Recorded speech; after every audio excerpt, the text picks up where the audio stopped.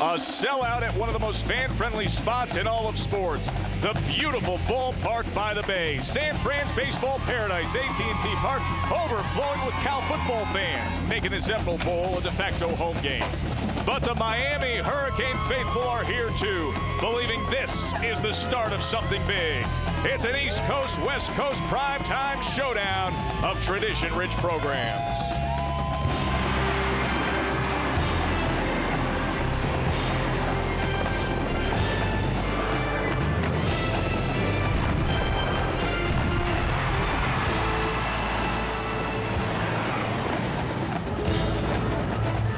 Welcome to the 2008 Emerald Bowl, part of ESPN's presentation of Capital One Bowl Week. Tonight, the young ACC upstarts from South Florida have ventured west. Miami takes on one of the most talented teams from the Pac-10, the Cal Golden Bears. And with their campus just 12 miles away, over the bridge, the sea of blue and gold. What a reception for the Cal Bears.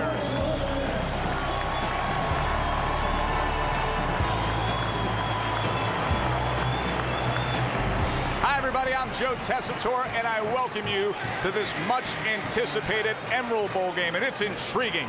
You got the veteran, well-skilled Cal team against the young upside of Miami. Let me bring in my partner, Rod Gilmore. Boy, Miami making a lot of headlines recently. Second-year head coach Randy Shannon setting those high standards of discipline. Suspended 5 players, Rod, among them quarterback Robert Marr. Yeah, you don't lose an 11-game starter at quarterback without it having an impact on your team. This guy was having a really fine first-year season. You see the numbers there, 9 touchdown passes, and he's an athletic guy. He could make plays with his feet.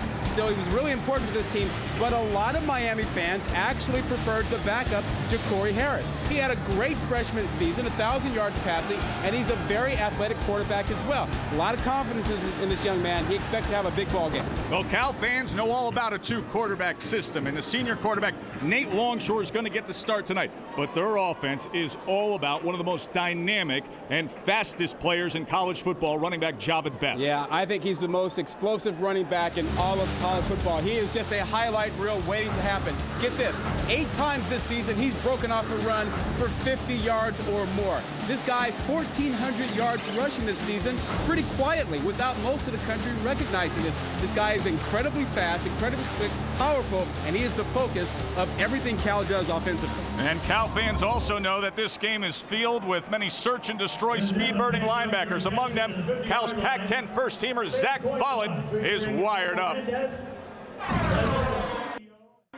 Tank Train's coming back today, baby. One last stop. We got some big boys up front. I'm about to smash them. Smash them, dog. It's my last game. I don't care about my body. Bah! Oh, I can't wait for that. Nothing lateral. We go downhill and smash them dudes in the mouth. JB. Best game of the season right here. Best game of the season. Dominate these dudes. Run all over them on national television. Time to bring that pain train, baby!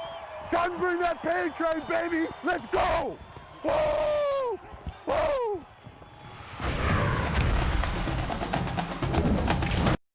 Diamond Foods is proud to serve as the title sponsor of the Emerald Bowl for our 7th consecutive year. This year, we're pleased to host the California Golden Bears and the Miami Hurricanes for our game in San Francisco. 2008 was a great year for Diamond Foods. On behalf of Diamond's employees and our family of growers, we wish you and your family the very best this new year. And now, enjoy the game. And you'll be enjoying it on ESPN and ESPN HD. This telecast is available, and we welcome you to the 7th playing of the Emerald Bowl, a game easily recognized by the ballpark it is played in, famous as home to the Major League Baseball San Francisco Giants, but once a year reconfigured for college football, and that means some unique circumstances for the teams to deal with. Our Quint Kesnick joins us with more on that. Quint. Joe, you got 2 teams and 1 sideline. This would be standard if it were basketball, hockey, soccer, or lacrosse, but it's unique for football. Right now, I'm standing in no man's land. This is a 10-yard strip. You got Cal to my left, Miami to my right. When you talk to the coaches about this configuration, they have 2 things that concern them. First, substitutions. Can they get their players on the field in a timely fashion? The second would be communicating with the officials. Can they get their attention to initiate a challenge? You know, you take a rec rectangular field. You put it in a baseball stadium, and we've created some really awkward angles. The left end zone is directly against the left field wall here in this baseball stadium. There's about a yard from the end zone to the wall, Joe. I don't think we're going to be seeing too many deep fade routes into that end zone. No, it reminds me of arena football here, fitting this football field into this stadium, but it's part of the charm. Head coach Randy Shannon, his second year leading the way for the Canes. He was the D-Cord for 6 years, also a linebacker on Miami's national title team back in '87. And Jeff Tedford, two-time Pac-10 Coach of the Year, took over a 1-win team when he got the job, and he's averaging over 8 wins a year. That's the best in school history. So Cal won the toss, and they will accept. And Matt Bosher will kick off to the very dangerous Jahvid and Jeremy Ross. And this is a short kick that is picked up and fielded at the 37-yard line. Let's take a look back at this, Rod. Well, you know, kick it away from Jahvid Best. They don't want to take the risk of kicking the ball deep, but you have a kicker slipping as well. That's Bosher slipping down, and that ball winds up at about the 37-yard line.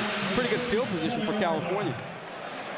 And the Cal offense ready to take the field, and they will do so with senior quarterback Nate Longshore. He earned the start through his solid practices this month, but he's been on a roller coaster ride through his career. 5th all-time at Cal for passing yards, yet has been in and out of the lineup for 2 years, with sophomore Kevin Riley getting plenty of starts. Longshore to pass here on first down, and that is incomplete off the fingertips of Jeremy Ross. Well, the California offense is at the top of your screen. It's an offense that really has relied on the running game and Jahvid Best. The quarterback position has been, at best, inconsistent this year, whether Nate Longshore has been the quarterback or Kevin Riley, who's had more starts than Longshore. They've really had trouble with accuracy, as you just saw in that first play. Longshore with 3 starts on the year, 9 touchdowns, 4 interceptions, and now working out of the gun. And the first carry of the game for Jahvid Best, he is swallowed up immediately by Glenn Cook. That's a loss of 4. And at the top of your screen again is the Miami defense, and this is a very young defense, a defense that is known for playing young players and having some speed out there. You see Cook out there and Sean Spence, freshman linebacker. His defense has not been very good against the run lately, but a little that is skewed with having faced a Georgia Tech team that runs the option and chews up everybody. So Longshore facing an early 3rd and long. Line to make is just over the 47. And that is incomplete. A fine defensive play by Chavez Grant. It was intended for Ross again. But Grant, who's a team captain, with his 7th pass broken up on the year. Yeah, just watch to the left of your screen. Just great coverage. Longshore gets his ball out, but watch Grant, right hand in there. That's the perfect way to do it. Keep the backhand free so that you can still wrap the guy up and make the tackle if you have to.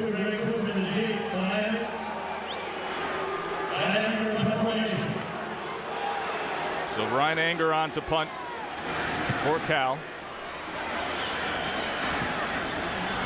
Greg Cooper lets it bounce, and it is down at the 32. So with the suspension of Robert Marr, true freshman Ja'Cory Harris is the starter for the 2nd time this year. And all he knows is winning, Rod. He led Miami's Northwestern High to a national title. And he told me yesterday, I said, when was the last time you lost a game? He said, as a starter? I said, yeah. He said, 7th grade. Yeah. Well, you know, talking to him this week, could he have been more relaxed and more confident about this opportunity? Well, what do they say? Ignorance is bliss. You don't know the spot you're in, a young man in a spot like this. He said, yeah, Cal's defense is good. He said, but you know, I don't feel any pressure. I just go play. He is cool and calm. And to pass now on first down, setting up the screen to Cooper. And Greg Cooper is taken down right away by Zach Follett. That's a loss of 5. Top of your screen is the California defensive lineup. It is a defense that is a lot faster than people realize. They play a 3-4 scheme, and the linebackers are the strength of that defense. They've been very, very good this season, but they don't get much notoriety because USC's defense is all world. Very talented core. speedy and fast. And they switched to that 3-4, and it served them well. Now Cooper out of the eye. And just trying to get back to that original line of scrimmage. Now look at the impact players here for the Miami offense. Well, it starts with the running game. Greg Cooper has led that team in rushing the last 2 seasons. He'll be a big factor for them tonight. He'll get some help, though, from Javaris James. Kind of a tough runner inside. Really helps their rushing attack. And then the tight end position has become an issue for Miami. Chris Zellner gets the start. Dietrich Epps is out of the ball game with an injury, and Richard Gordon was suspended. So they're down on tight ends for this ball game. 3rd and 10 for the true freshman. Harris, and that was almost intercepted as he was trying to get it out there to the speedy wide receiver, but Tony Felder, the fine linebacker, dropping back into coverage and getting in front of Sam Shields. Well, Miami's not going to make a lot of yardage on 3rd and long against this California defense. They love playing 5 defensive backs. When they get to their nickel package, they are very, very difficult to move the ball against. So Matt Bosher, the team MVP, does it all kicking for the Canes. And Sidquan Thompson, very dangerous return man. He's going to let this one bounce. Thinks about fielding it for a moment, but then it harmlessly goes out of bounds. 40-yard punt for the Canes. And Longshore and company look back to business here in the Emerald Bowl.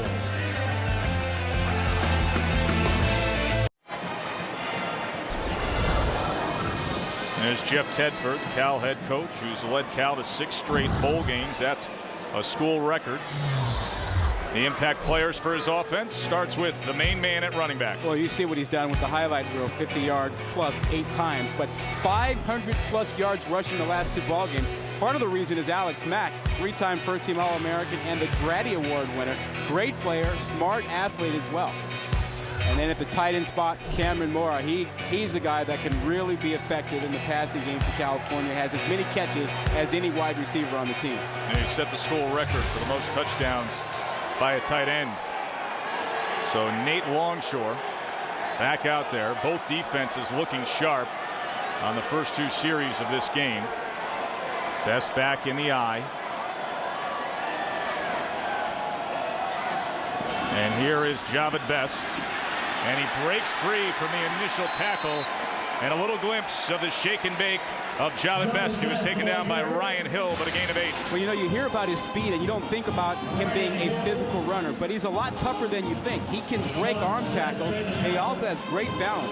But people think about Best. They think about his speed. They know he ran track in high school, outstanding. They think, oh, you know, soft. Not at all. He's a tough guy. He'll run through arm tackles. You don't want to label him as just a track guy. Won the 100 meters, state champ here in California, but he's a football player. And now on short yardage, got the first down and looks to break free, and he almost did. Marcus Robinson finally got to him, but another 9 yards for Best. The defensive impact players from Miami have their hands full. Antonio Dixon up front, he's got to make sure he handles Alex Mack and restricts that rushing lane for Jahvid Best. Sean Spence, freshman rookie of the year in the ACC on defense. Outstanding speed at the linebacking spot. He'll be effective. And Glenn Cook, he's the leader of that defense at the middle linebacker spot in his 6th season at Miami. He missed the entire 07 season with a foot injury, and he's a dynamic young man. And now testing the right side, and it looked like the ball came loose, and Miami signals that they have it. Canes ball. Shane Vereen loses the ball, and the Canes jump on it. And this is something that Miami hasn't done much of this season, taking the football away. Only 14 takeaways this season.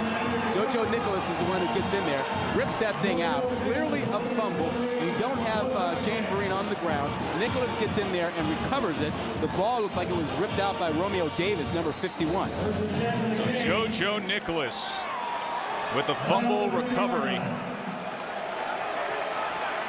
He's a local product down in Miami, trying to follow that great line of Miami safeties like Ed Reed, Kenny Phillips, and now Javaris James playing tailback for the Canes. And James gets the call and finds the sledding a little rough as Felder came into the backfield and took him down for a 3-yard loss along with defensive end Tyson Alualu. The Cal defense is very talented. Rod, let's look at the impact players for the Bears. It starts up front with Tyson Alualu, who's been a great player for them for years. He's their best defensive lineman, second-team All-Pac-10. And Zach Follett, he's the playmaker. He's the linebacker who rushes the quarterback, creates a lot of havoc in the backfield, likely to be an NFL guy. And Sidquan Thompson has really blossomed as a corner, first-team All-Pac-10, and a great punt returner. He has started all 38 games of his career for the Golden Bears. And they go with the inside handoff to James, and he's still pushing ahead, and he's able to get to the 46, so he gains 7 that time. Well, that's huge. You know, they have to stay out of 3rd and long with the young quarterback. And most quarterbacks, doesn't matter how experienced you are, when you're facing a good defense, 3rd and 6, 3rd and 7, 3rd and 8 plus, that's tough. And California loves to get into their nickel package. 5 defensive backs, they bring pressure, they get after you. They have 33 sacks on the season. Follett would like to dial one up right here. The true freshman, Ja'Cory Harris. They're going to run it on 3rd down, and finding nowhere to go is James as big Derek Hill smothered him, all 305 pounds of him. Yeah, trying to be conservative and stay out of a tough spot here. You see just complete domination up front. Look at the way they handle this up front. They do a nice job of defeating the point of attack. Derek Hill, very great up front and inside, number 76. Nice up front play.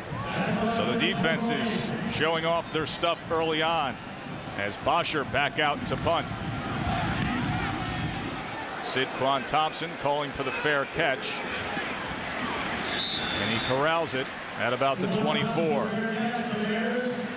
Speedy defense on both sides. Randy Shannon knows all about that. He was a star linebacker back in the day. Scoreless in San Fran. More to come.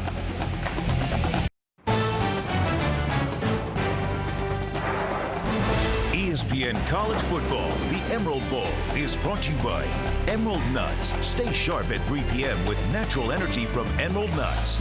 And by the Volkswagen Signed and Drive event. German engineering for practically just a signature. Beautiful scene here in San Francisco. The cable cars, the Emerald Bowl. Good Miami and Cal. Good to have you in my part of the country, That's Cal. right. Joe Tessitore alongside Rod Gilmore, our Bay Area guy who's got a home game here, as do the Golden Bears. This stadium sold out and a sea of blue and gold throughout. 4 possessions so far in the first 4 drives. We've only seen 1 first down. Now Longshore pressured on the inside, looks to get out of it and just chucks it away, up for grabs, and it falls incomplete.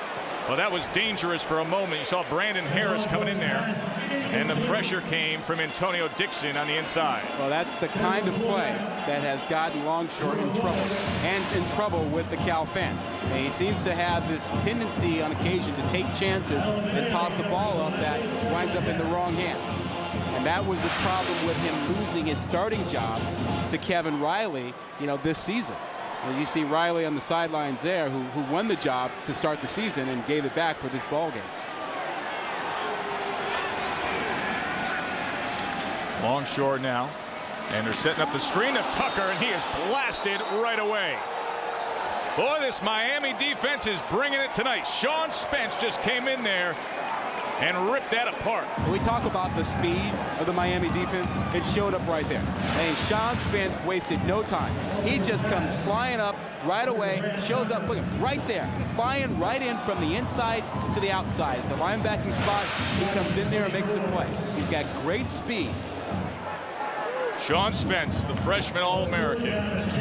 Defensive coordinator Bill Young, who's been everywhere and coached everyone, he said he's better than any freshman I have ever been associated with. He is so impressed with Spence. He has that unique ability to slip blocks. He uses his athleticism to make plays.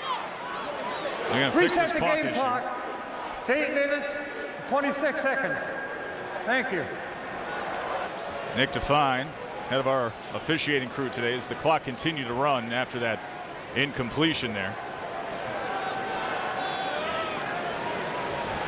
So the youthful speed of the Miami defense coming up early here. Now a 3rd and 10 for Longshore. Flanked by Jahvid Best.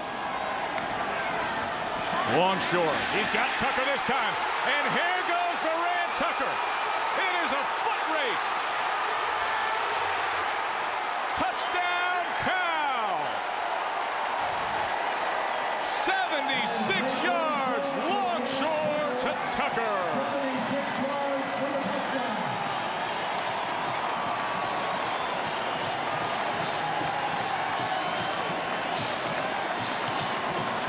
Nate Longshore put the ball on the money. He got it behind the short guy and in front of the deep guy in the zone they were playing. 2 safeties deep, corners up. He got it right in between them, right on time, and then Tucker outran the secondary. And Coach Randy Shannon was quick to get over to the referee. And the officials are talking things over. Well, I think Randy Shannon is thinking he didn't get into the end zone, that he might have stepped out, and he wants a good hard look at that. You know, look at the knee. Watch the knee here. Miami coach is challenging ruling on the field, but the runner was down.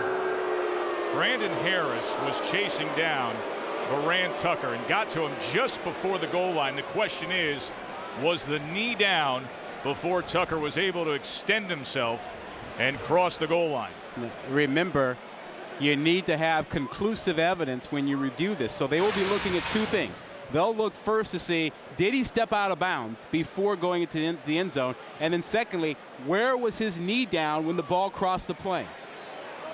Now you can make, from that angle, it's hard to tell, but it's possible that he was only at about the 2-yard line or the 1.5 yards. Well, his right knee looks to take a divot.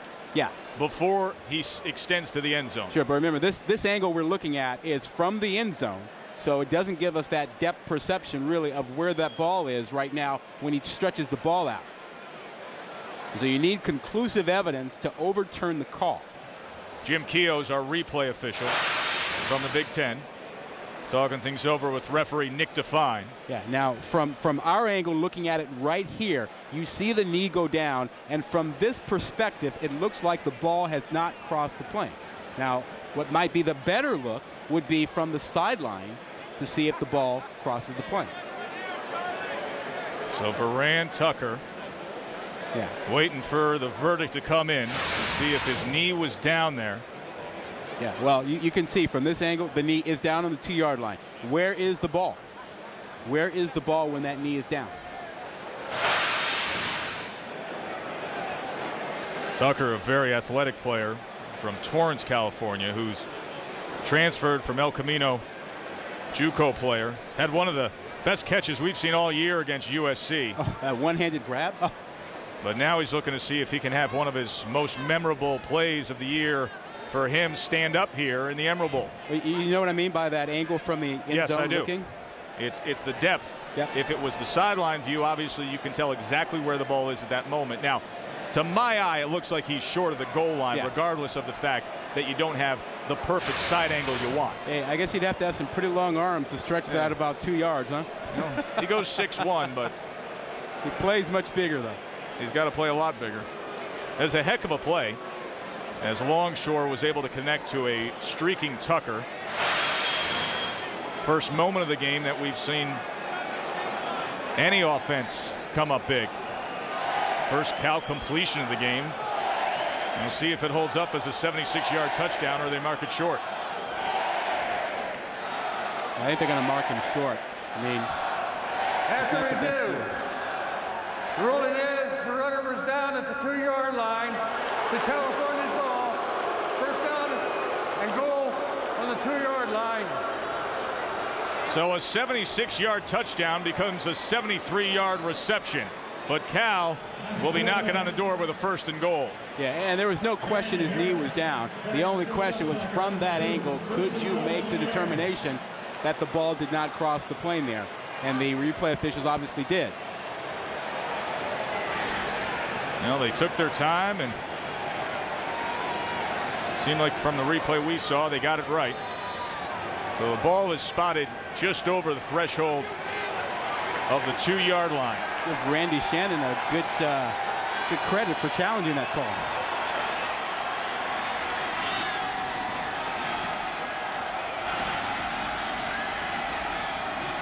Here's Best, and Best is taken down short of the goal line.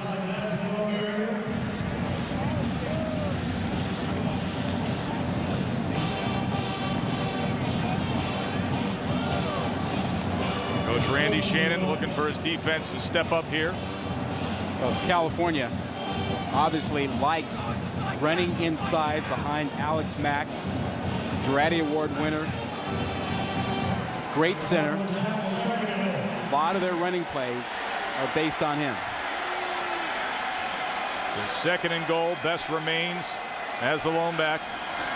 Gets the pitch and easily into the end zone. So Jahvid Best cleans it up after the review of the big play to Tucker. And Best scores from a yard out. Yeah, not a lot to this, but a nice block on the edge by their fullback, Tyson Alu right there. He does a nice job of getting the block there. Will Taufo, I'm sorry about that. Not Tyson Alu, but 23. Taufo is out there. Great block on the edge. Makes it easy for Jahvid Best. And Giorgio Tavecchio with the extra point. The freshman from Milano, Italy, tacks it on. 5-play drive, 76 yards. Tucker took care of 73 of them, and Best finishes it off. And Cal goes up a touchdown early on.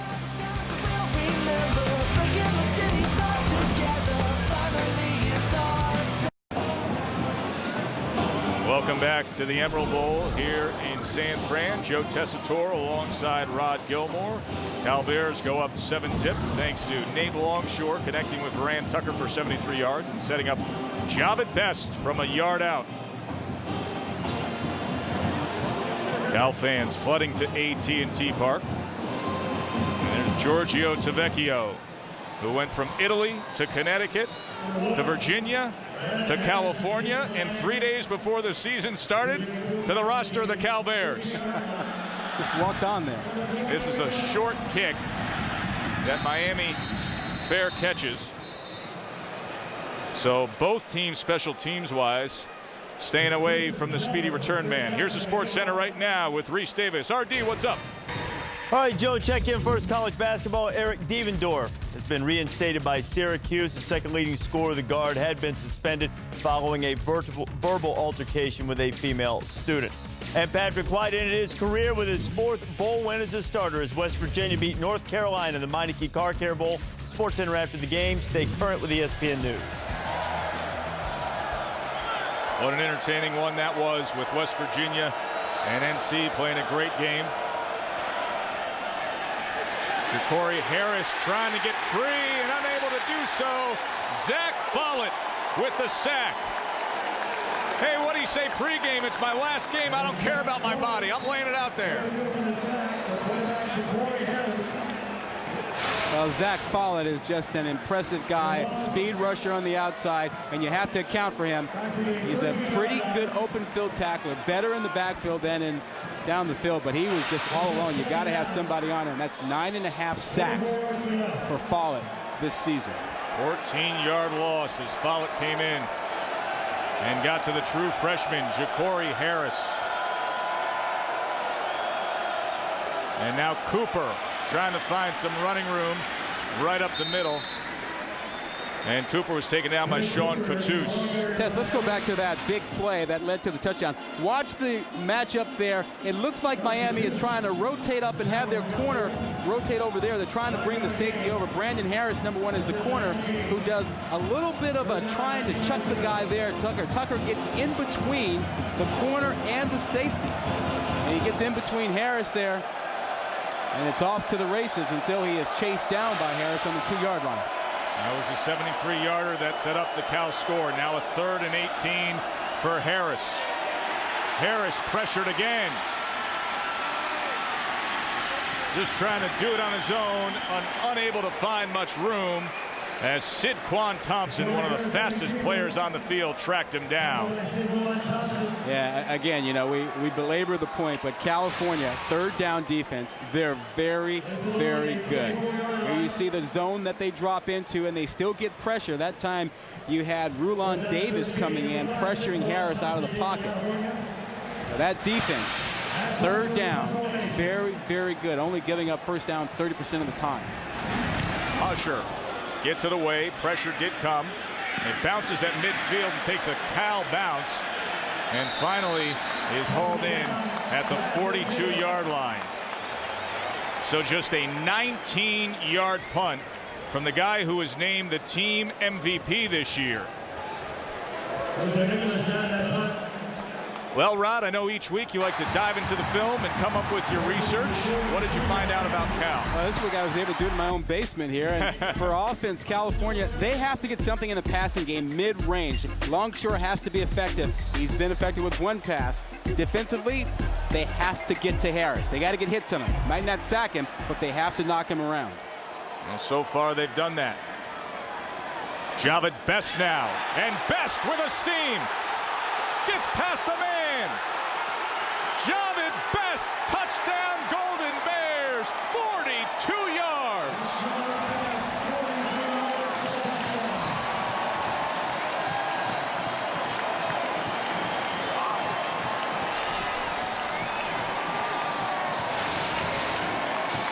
Now watch how he runs this. He is looking to get back here. He wants to run opposite of where Alex Mack starts that block. He cuts it back. He does this time and time again. And if you think anybody is going to catch Jahvid Best when he gets in the open, forget about it.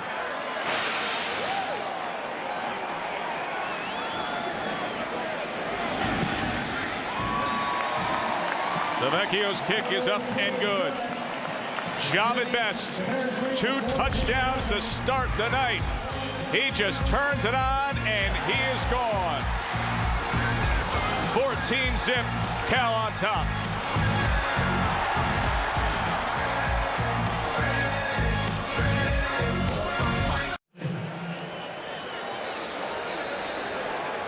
Jahvid Best, the sophomore for the Cal Bears, who had 311 yards in the last regular season game, 4th best rushing game in Pac-10 history, is off to a dynamic start here tonight.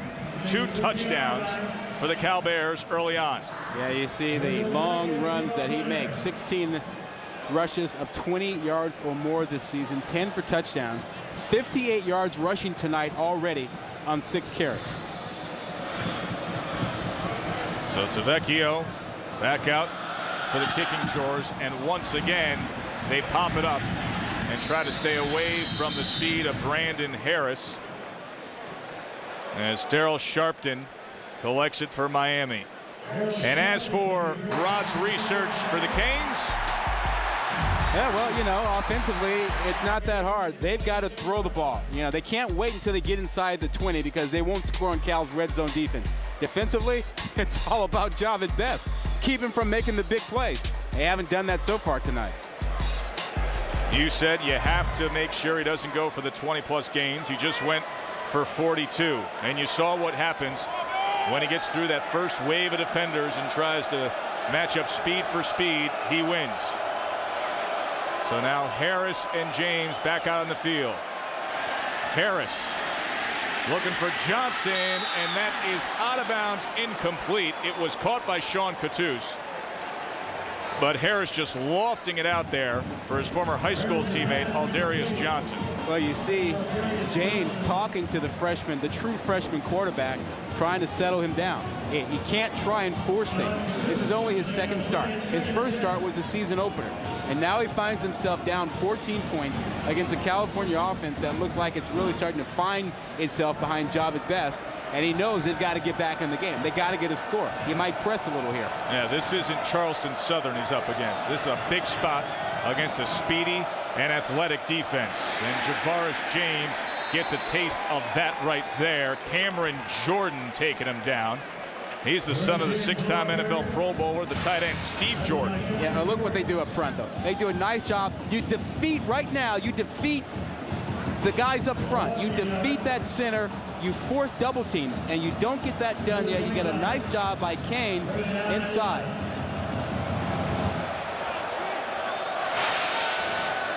So just what the true freshman didn't need if you want to settle in. A 3rd and 11. Here comes the blitz off the edge.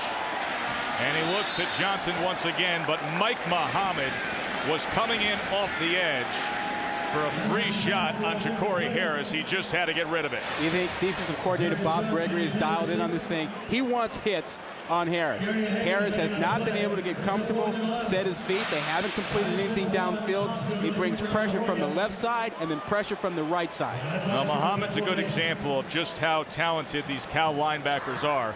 They say he's the best overall linebacker. He doesn't start. Sidquan Thompson having to come up to make that fair catch. He was a good 10 yards off the ball when he ran up for it. Well, Capital One Bowl week continues Monday on ESPN. We've got 2 games. First at 3 Eastern.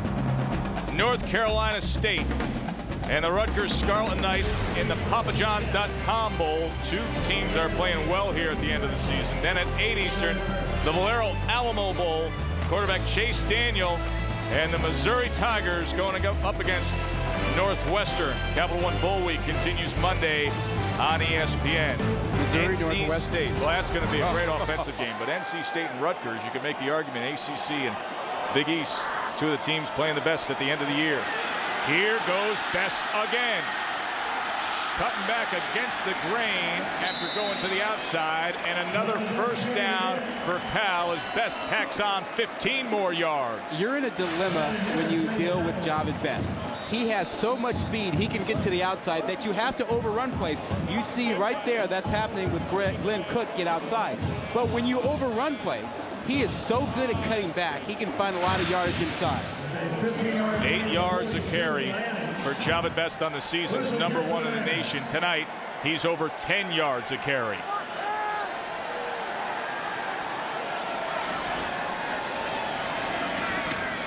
Flea flicker now, back to Longshore. He's pressured and just throws it away. So that Miami front 4 stayed with it and got after Longshore. They may not need the flea flicker right now. You can just keep giving it to Jahvid Best. Just take a look at what he's done recently. Against the Washington Huskies, he was just outrageous. More than 300 yards rushing. Big play after big play. And check out this move here. That's this play.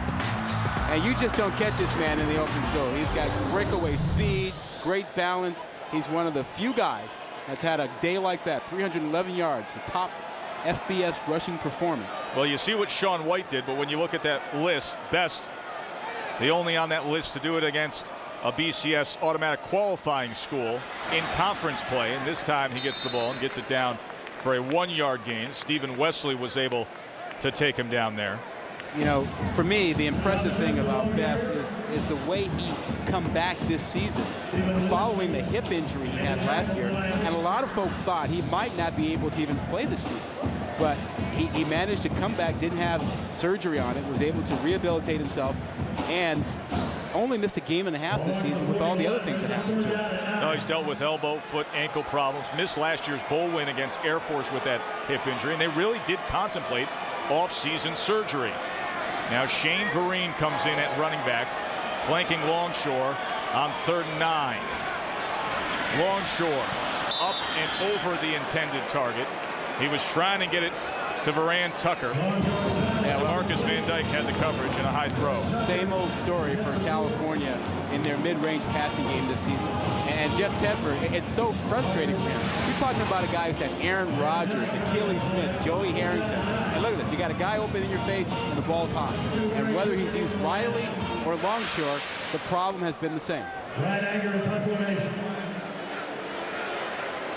So Brian Anger, it's a punt for the Golden Bears.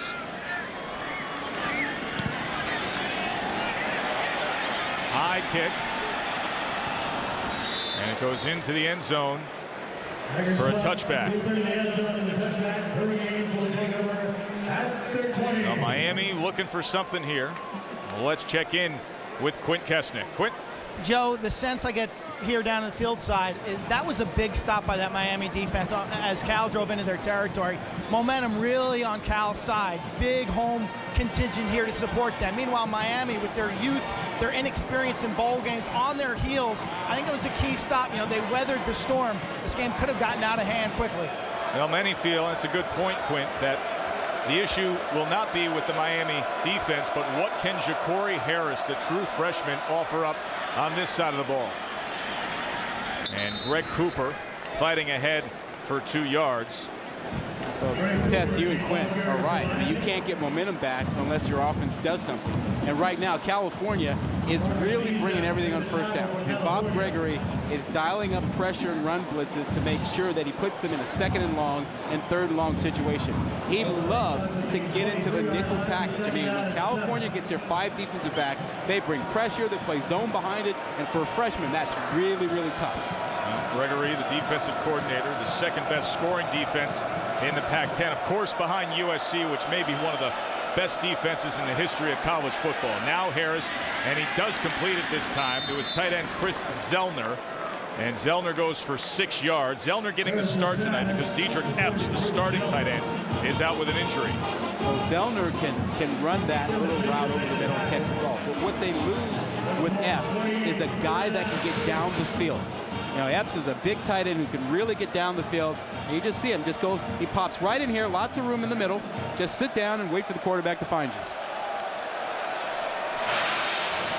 So a 3rd and 2 for Harris. Greg Cooper is the lone back. Play action, Harris.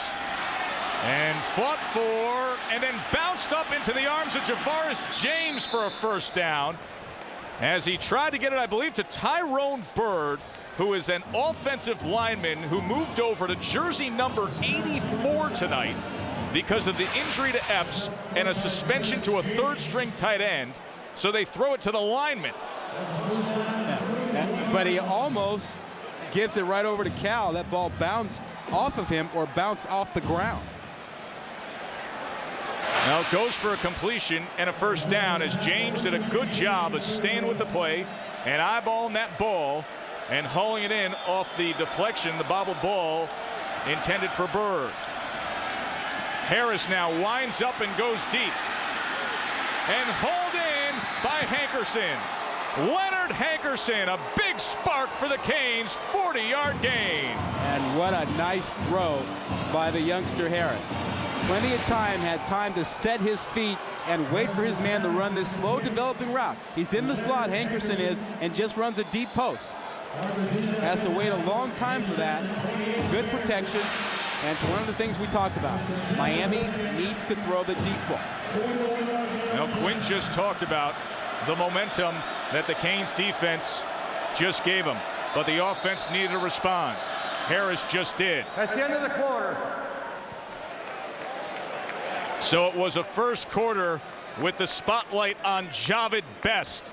The 1-yard touchdown run, the 42-yard touchdown run. But here in the final moments of the first stanza, a little life out of Harris and the Canes. 14-zip, Cal on top. Canes marching towards the goal when we return to San Fran.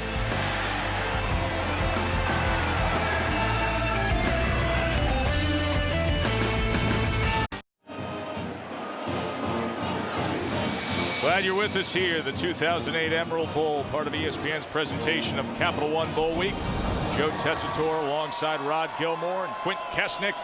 Cal Bears out to a good start in front of their home fans here, who have sold out AT&T Park, the beautiful ballpark by the bay. But Rod, maybe a little confidence boost for the true freshman Ja'Cory Harris for the Canes. That one throw to Hankerson can give him back the confidence that might have been knocked around in the first quarter. To throw again. Looking for Johnson, and it goes incomplete.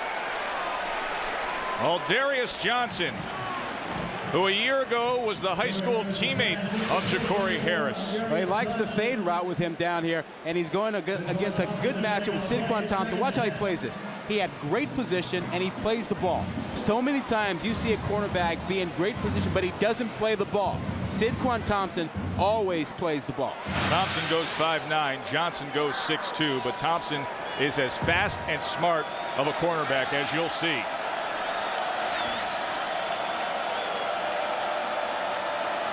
Cooper on second down. A flag is down as Cooper tries to stretch it to the outside and is immediately taken down by both Thompson and Follett.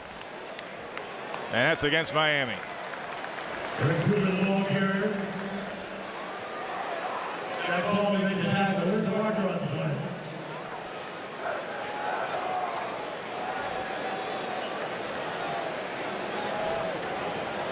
Greg Cooper had a very solid and productive year for the Canes, and they could really use him to take some of the pressure off the true freshman Harris. Illegal shift. 2 players moving on the offense. That penalties declined. 3rd down. Yeah, tough deal here now. You've got a 3rd and long situation. California will bring pressure. They're in their nickel package. And if you're Miami, you must be thinking screen or draw play, something that will at least keep you in range of trying to get 3 out of it, or the possibility of going for it on 4th down. But you don't want a negative play here. And California will be pushing for a negative play. 2 receivers to the top for Harris, flanked by Cooper in the backfield. A little bit of pressure, they pick it up. Harris trying to get free. Trying to get to that line, and he's got the 1st down. So he does it on his own. 9-yard gain. Darian Hagan, the cornerback, made the tackle. But the speedy Ja'Cory Harris keeps things alive for Miami. Well, he does a nice job here, Harris does. He sees his coverage. Look, he sees the 2 safeties deep. He reads zone, and he knows that he's got something deep he can look at. He takes his time. When things break down, he doesn't panic. He looks for a better view, and then he finds the 1st down marker and heads right for it. He saw the coverage, saw there was nothing there, and made something happen.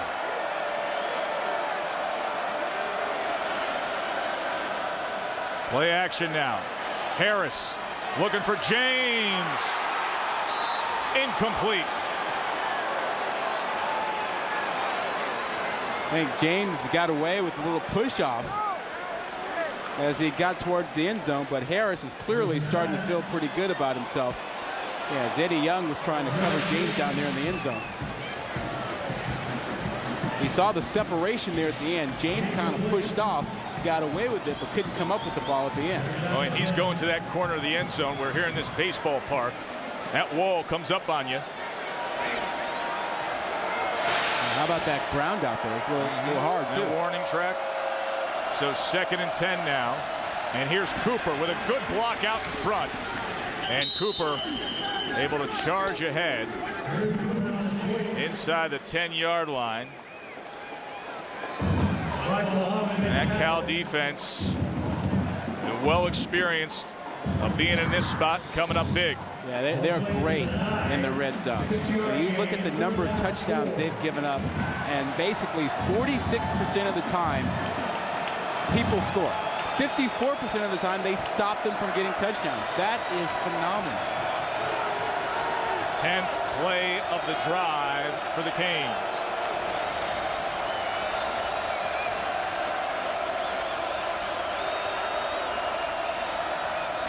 Looking for Bird.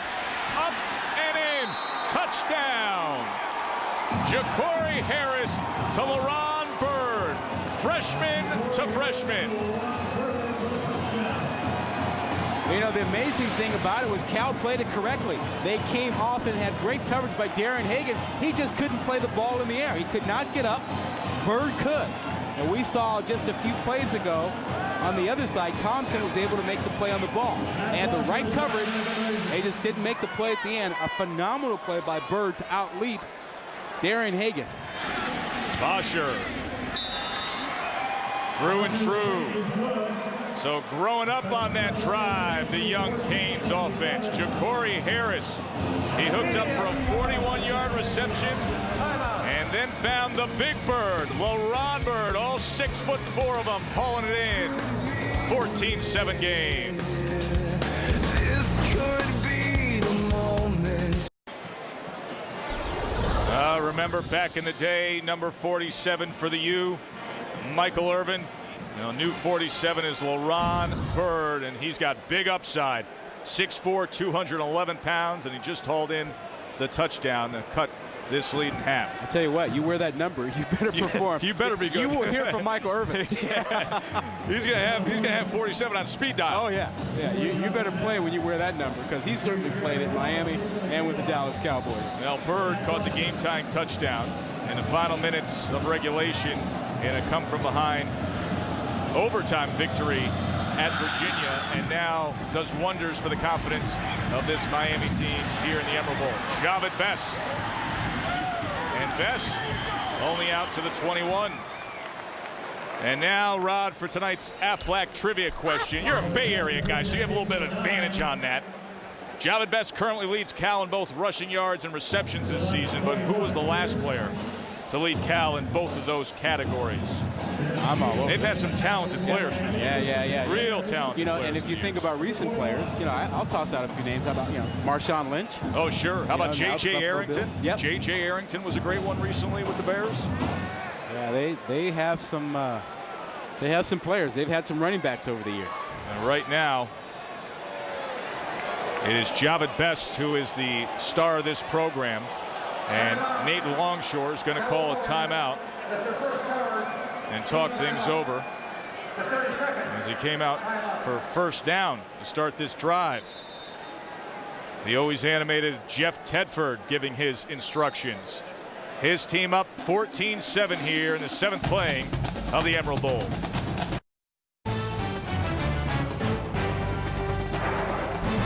ESPN College Football, the Emerald Bowl, is brought to you by Mercedes-Benz, located on the web at MBUSA.com, by Aflac, ask about it at work, and by Capital One Card Lab at CapitalOne.com.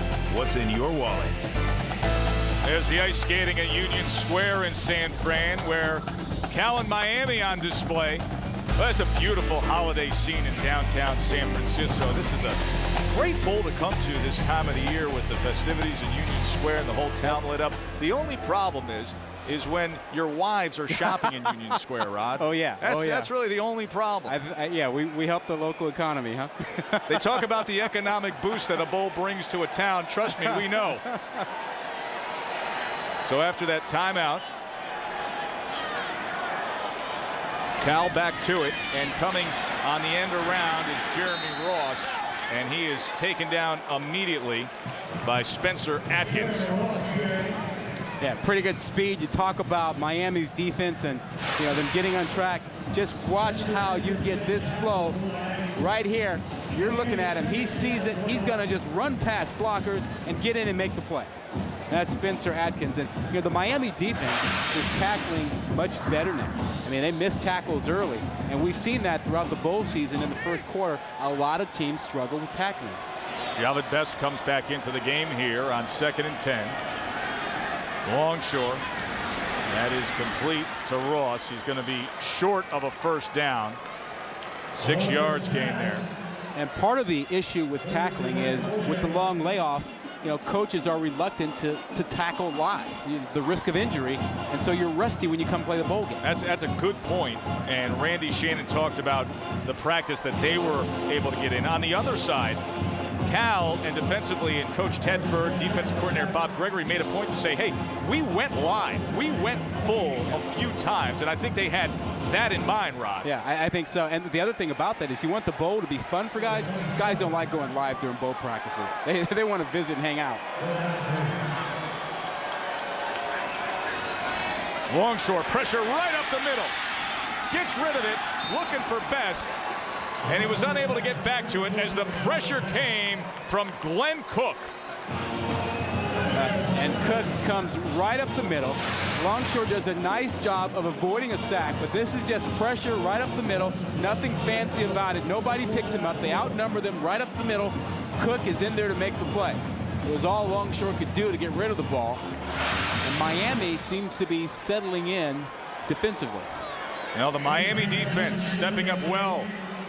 Past 2 times they were out on the field. Anger now. And here's Travis Benjamin.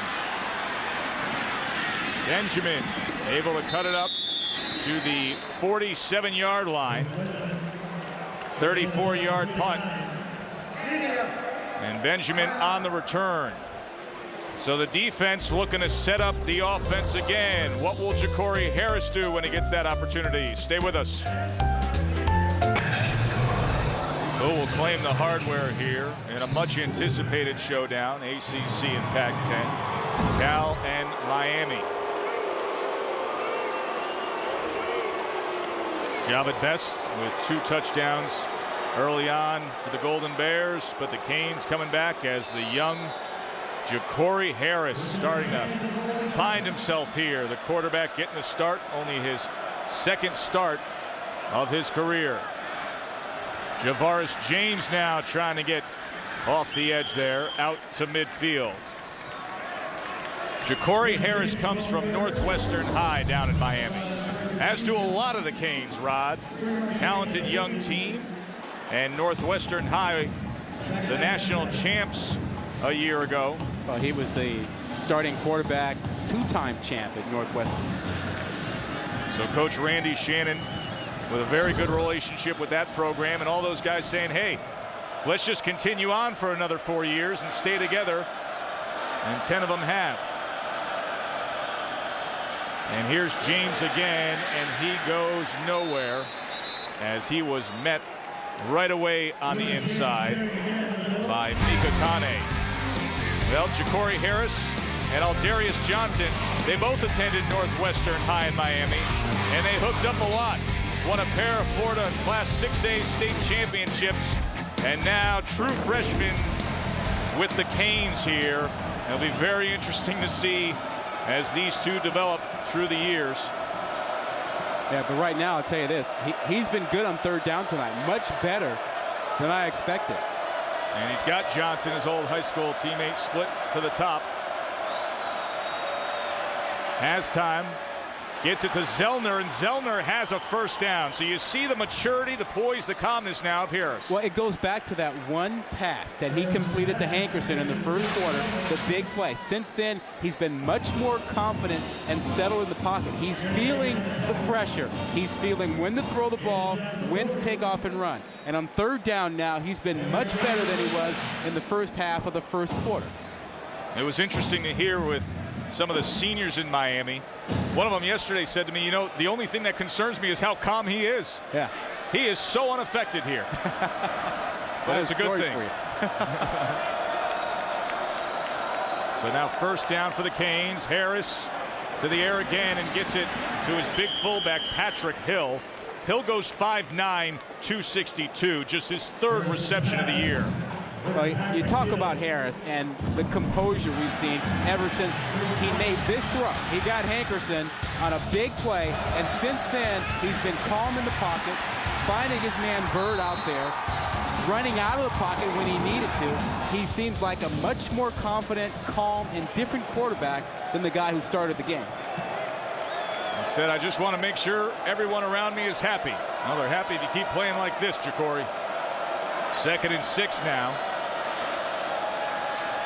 Play action again. Sprinting to the right and tries to get it up to Bird, who's a very big target, but not that big, Rod. How about the story, when we were talking to Jacory Harris the other day, and he and his teammates were taking a boat over to Alcatraz. He's calm and cool and talking to us. And his first trip to San Fran, mind you. And he goes, oh man, what's wrong? He goes, well, some birds just got me. He said, I'm out here in the middle of the water, and the birds just got me, a bunch of them. Good tidings and droppings from the sky onto Jacory Harris. But we said, hey, Jacory, it's good luck. That's what they say, it's good luck. 3rd and 6. He could use some here. Has time. Now pressured off to the side and throws it away as big Ruwan Davis came in on him. Had a moment there. We could have got rid of it, but not enough to hold off Davis on the edge. Well, you're going to get 3rd down pressure from California. Davis is to the right side and forces Harris out. Now, Harris does a nice job of getting rid of the football. It saved the opportunity to pin California down deep. If he takes a sack there, they've got big problems. Also saw good coverage that time by Mike Muhammad on Zellner, the tight end. Bosher's kick now. And it just goes over the goal line for a touchback. So Miami with a bit of momentum, but the Cal defense stepped up when they needed to. 14-7 game here. 8:11 to go before the half in the Emerald Bowl.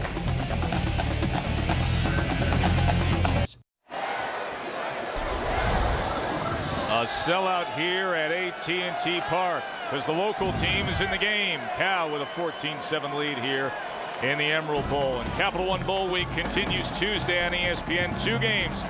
Maryland and Nevada in the Roadies Humanitarian Bowl up on the blue turf in Boise.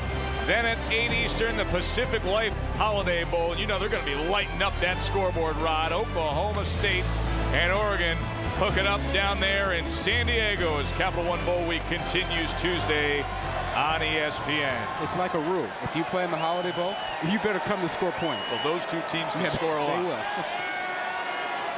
Cal going right back to basics with Jahvid Best, but not finding any running room. Well, earlier tonight we asked you the Aflac trivia question. And if you're a Cal fan, maybe you know this one. Jahvid Best currently leads the team in rushing and receptions, but who was the last player to lead the Golden Bears in both of those categories? Rod Gilmore? Survey says. Survey says. I know. He was an all-time Chuck great. Muncie. Yep. Now you think Chuck Muncie, yep. You think Eric Coryell, those teams with Fouts in the 80s in the NFL, but his days back in Cal, he was something special. Yeah, he was a 235-pound running back before you had 235-pound running backs. And now they got the speed burner. Jahvid Best, and here he goes with blockers out in front. Jahvid Best out to midfield, but when he turns it on, boy, oh boy, is he a challenge to take down. Anthony Reddick finally got to him, but 32 yards out of Best. California has had a number of great running backs. This guy is the fastest one they've ever had. Look how quickly he gets to the edge now. He is at the edge. They are outnumbered there, and that speed and how quickly he gets there creates a problem. You cannot duplicate that in practice, no matter how often and how many people you get out there. This guy is truly special. Shane Vereen comes in now to spell Best for a moment. Empty backfield now as Vereen is in motion, and they set it up to him. He's going to pass the ball. He's looking for it, but then swallowed up as they had coverage downfield. He was looking to get it to Cameron Mora, but to Marcus Van Dyke with a fine defensive play, and instead it goes for a loss of 5. Well, trick plays aren't getting it done, but this guy is. Jahvid Best is having another huge night. Whether he's taking the ball inside, cutting back, or getting to the outside, he has been a one-man wrecking crew for the Cal offense. Rod, why are they not just sticking with basics? They've done the flea flicker. They just tried that trick play. When they just give the ball to number 4, good things happen. Well, they got to mix it up, but their passing game is anemic. Longshore is 2 of 9. They're trying to find another way to move the ball. This time he sets up the little screen. Coming back for it was Vereen. But that Miami defense and Sean Spence all over it. Spence, the first-team freshman All-American. And what did Bill Young tell us about the Cal offense? He said, hey, no disrespect intended, but it's all about Best. He doesn't care about the quarterbacks, doesn't care about the receivers. It's all about stopping Jahvid Best, and Sean Spence got that message, and he understands that. I'll tell you something else the defensive coordinator of Miami said. He said watching tape, Riley performs better than Longshore. Yeah. But Nate Longshore gets the start tonight from the way he practiced in these weeks leading up. 3rd and 17 now. Corner blitz, Green. He's trying to get loose, but he's well short of a first down. Spencer Atkins with the tackle. And you mentioned Riley. We don't expect to see him tonight. I mean, Jeff Tedford said that once he named a starting quarterback for this game, he did not want the quarterback looking over his shoulder. And if he named Longshore, he expected Longshore to play the entire game. Riley doesn't look like a guy who expects to come in the ballgame. Riley has started plenty this year. 9 starts, 14 touchdowns. And many were surprised to hear that Longshore was getting the nod tonight. Brian Anger to punt. Travis Benjamin calls for the fair catch, and he secures it at the 15. Well, every player can smell the roses, and every team wants its place in history. Every eye's on Pasadena, the granddaddy of them all. Penn State, USC. I mean, what a headline-making Rose Bowl this is. The 09 Rose Bowl game presented by Citi, and coverage begins New Year's Day at 4:30 Eastern on ABC. I'm looking forward to this one. Two tradition-rich programs meeting up. Well, that HD offense of Penn State, known for putting up some points, and that USC defense known for not giving up any points. Cooper now on first down. And not much run on the inside there. DJ Holt with the tackle. Let's check in with Quint. Joe, this is an instance, a Miami possession that's a tough substitution possession, according to their offensive coordinator, Patrick Nix.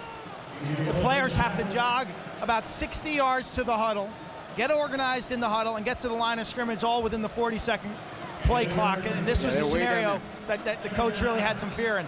Yeah, it's because of this unique configuration here of playing in the home of the San Francisco Giants, where both teams are on the same sideline, and there's just a 10-yard buffer there from 45 to 45. So now with Miami as far away from their team as can be. Harris to the air, and that it goes for a first down, as he was able to get it to Zellner, who's playing a big role tonight with the absence of Dedrick Epps. Yeah, absolutely. You know, you talk about the configuration and the impact on the offense. As we take a look at this play, you get a rollout and just find your tight end. But this configuration, yes, there's a negative for the team, but then you balance that against the positives of, hey, playing in this ballpark and being in San Francisco. You know, how does it balance out? And right now, the Miami folks will tell you, hey, you know, being on the same sideline isn't so bad compared to what they benefit from being in San Francisco. Well, and the fans love it. There's a certain excitement playing here at this park. Cooper now gets a block out in front, and Cooper takes it for 6 yards. Charming place, one of the best ballparks in Major League Baseball, AT&T Park, and to come here for a major college football game with two programs like this, there is a buzz in the city. This is a sellout ticket. The city of San Francisco and this ballpark are just as much a factor of the success of this bowl game as the two teams on the field. Well, it's a dynamic combination. Absolutely, and don't forget about the Giants and their involvement with that and providing the facility for this. And the Giants just signing local boy Randy Johnson, you know, creating some buzz around here for the San Francisco Giants fans. $8 million one-year contract in the recession-proof Major League Baseball. Well, he's a 45-year-old Randy Johnson who's going to try to get his 300th win of his career here in this ballpark. That's a loss of one as Cooper carried the ball. Did anyone tell the Yankees that the economy's in the tank? Unaffected, apparently, in the Bronx. There's home plate. Home plate of one of the bullpens here in the near sideline of AT&T Park. And right now, the pitcher, the ace for Miami, is the true freshman, the 6'4" string bean, Ja'Cory Harris, who has played with confidence here in this second quarter. 3rd and 5. Harris with time over the middle, and it is intercepted. Mike Muhammad with a diving interception of the freshman Ja'Cory Harris. And that is the danger zone for young quarterbacks, over the middle. Can they see the linebackers? Can they see coverage? He does not see this man here. He doesn't see that man here. He doesn't see the zone pressure drop off there. 3 guys. Does he see them all? Apparently not. Muhammad comes right back around and picks off that pass.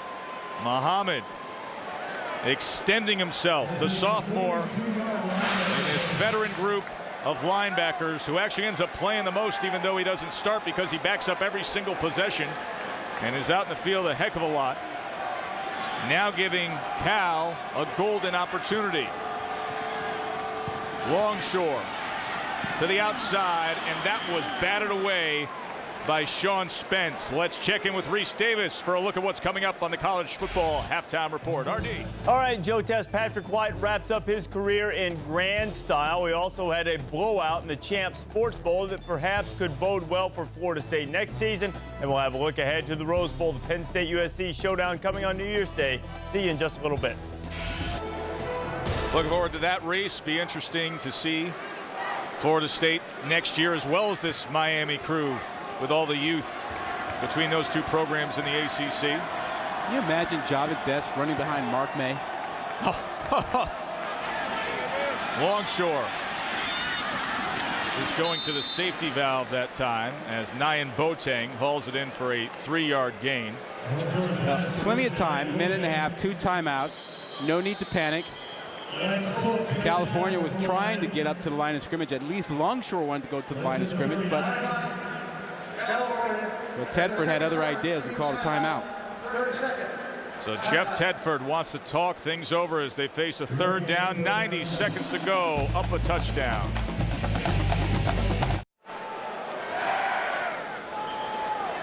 Joe Tessitore alongside Rod Gilmore.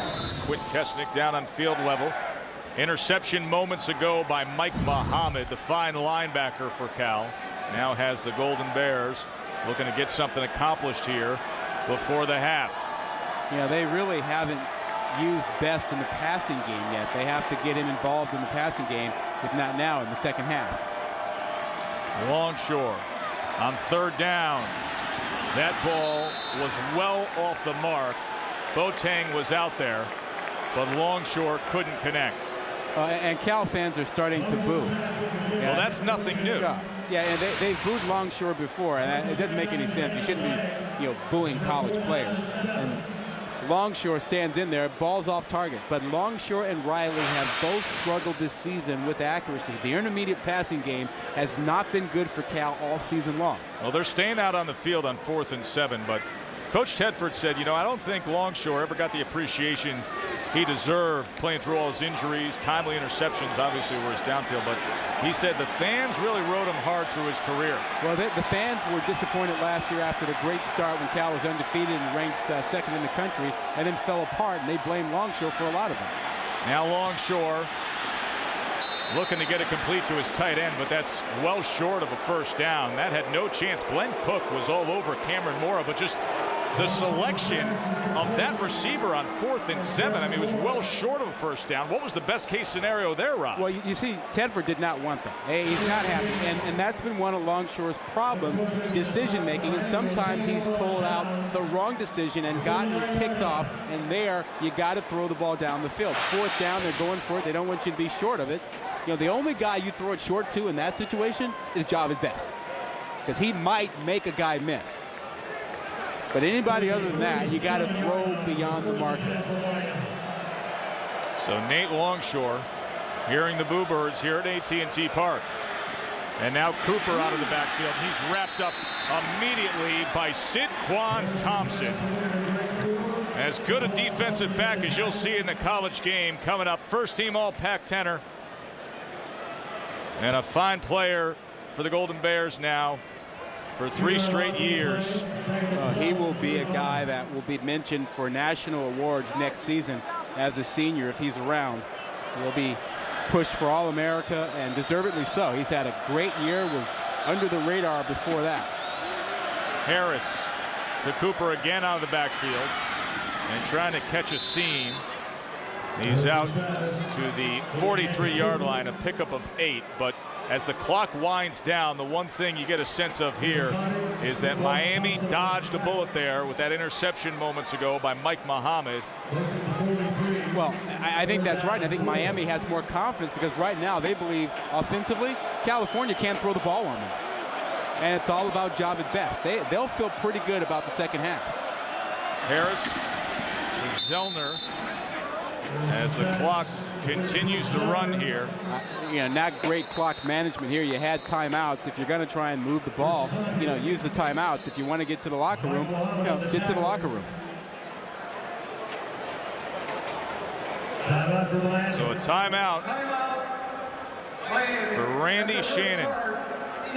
His first bowl game as a head coach, second season here at Miami, and he had to deal with some issues beyond the field recently. His quarterback Robert Marve was suspended for this Emerald Bowl. It was a violation of team rules, but I mean it was pretty outspoken as to what happened and the circumstances that happened leading to the suspension, right? And Marve started 11 games for them this season. Didn't start the opener because he was suspended, and ironically didn't start the final game of the season tonight because he was suspended for academic reasons. Well, there's a rule that Randy Shannon put forth that a player's going to be ineligible if he misses 4 more classes. And what happened was, according to Marve's father, Eugene, is that Robert Marve showed up 15 minutes late for a class. But this is the way Randy Shannon wants to run his program as a strict disciplinarian.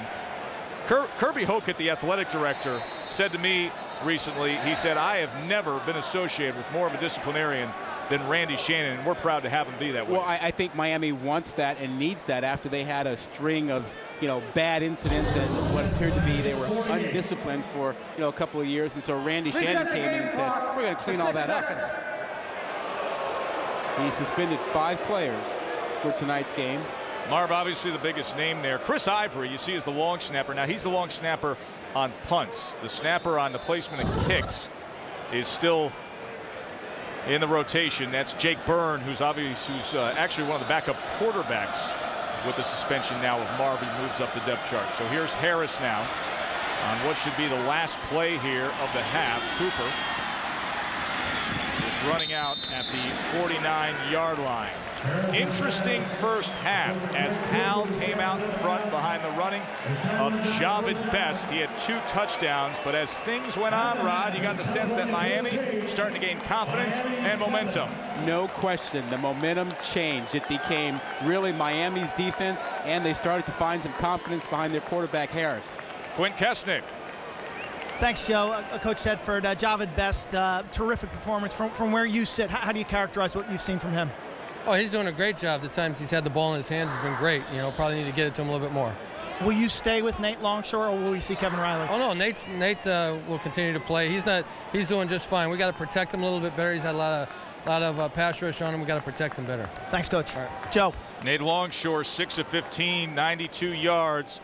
Jahvid Best has been on, but Miami with a little momentum in the second quarter. 14-7 our score. Now let's join Reese Davis, Lou Holtz, Mark May, and Tommy Bowden in the studio for the Flomax halftime report. Gentlemen. All right, Joe, looked as if we were going to have a blowout for a while, but Miami responds nicely. And Tedford said something perhaps that might have been key in your mind. He said that Jahvid Best has been excellent when he's had the ball in his hands. Well, how come he hasn't had the ball in his hands even more? In the first half, he's only had 10 carries, but he's had 106 yards and 2 touchdowns. Both your scores came from Jahvid Best touchdown runs. Give him the ball more. He said he would in the second half, but if you're sitting on the sidelines and you just see your back running up and down the field, wouldn't you give him the ball even more? There's no doubt about it. Ride that horse until he gets a little bit tired. But, Lou, the response by Miami has been good. Well, when the game started out, first 8 minutes of the game, Miami's down 14-0. Now, granted, one of the touchdowns was a gift because of a mistake by the secondary that created about an 89-yard run. But I think the way Miami's response has been absolutely tremendous. These people were down. They fought back. Here you see them coming back. Chakori Harris, he's won 39 straight games as a starter, and I know we're going back to high school, but there's just something different about this Miami team. They lost their last 2 games quite decisively. I think they're playing well. What have you seen in the first half, Tommy? Well, kind of one of the advantages about playing late in a game like this that your players get to sit around and watch the talking heads. predicting the lose all day. And I know for a fact the players watch this show. Oh, really? They know what's being said. And California's been predicted to win and the Miami to lose, and it looks like they're playing accordingly. I want to do some more of this Lou Holtz math. Let me see. If you get 3 runs and average 3 yards a run, that should be close to a first down. Jahvid Best has touched the ball 10 times. He's averaging over 10 yards per carry. Just think, 1 carry equals a first down. That's Lou Holtz math. I hope California players are watching this at halftime, but you better hope the coaches don't. You're always on the coaches. They're ahead 14-7. Vanilli, you're tough. He's right, though. I mean, 10 yards. Yeah. 10 yards first down. Every pop. Hey, he's gained 106 yards for a half. That's pretty good. I mean, he's right. I mean, he's right from a mathematical standpoint, not necessarily from a football standpoint. I'll let you guys find that out. I'm just letting you find it out. Patrick White's final game in West Virginia was one to remember. We'll share it with you coming up.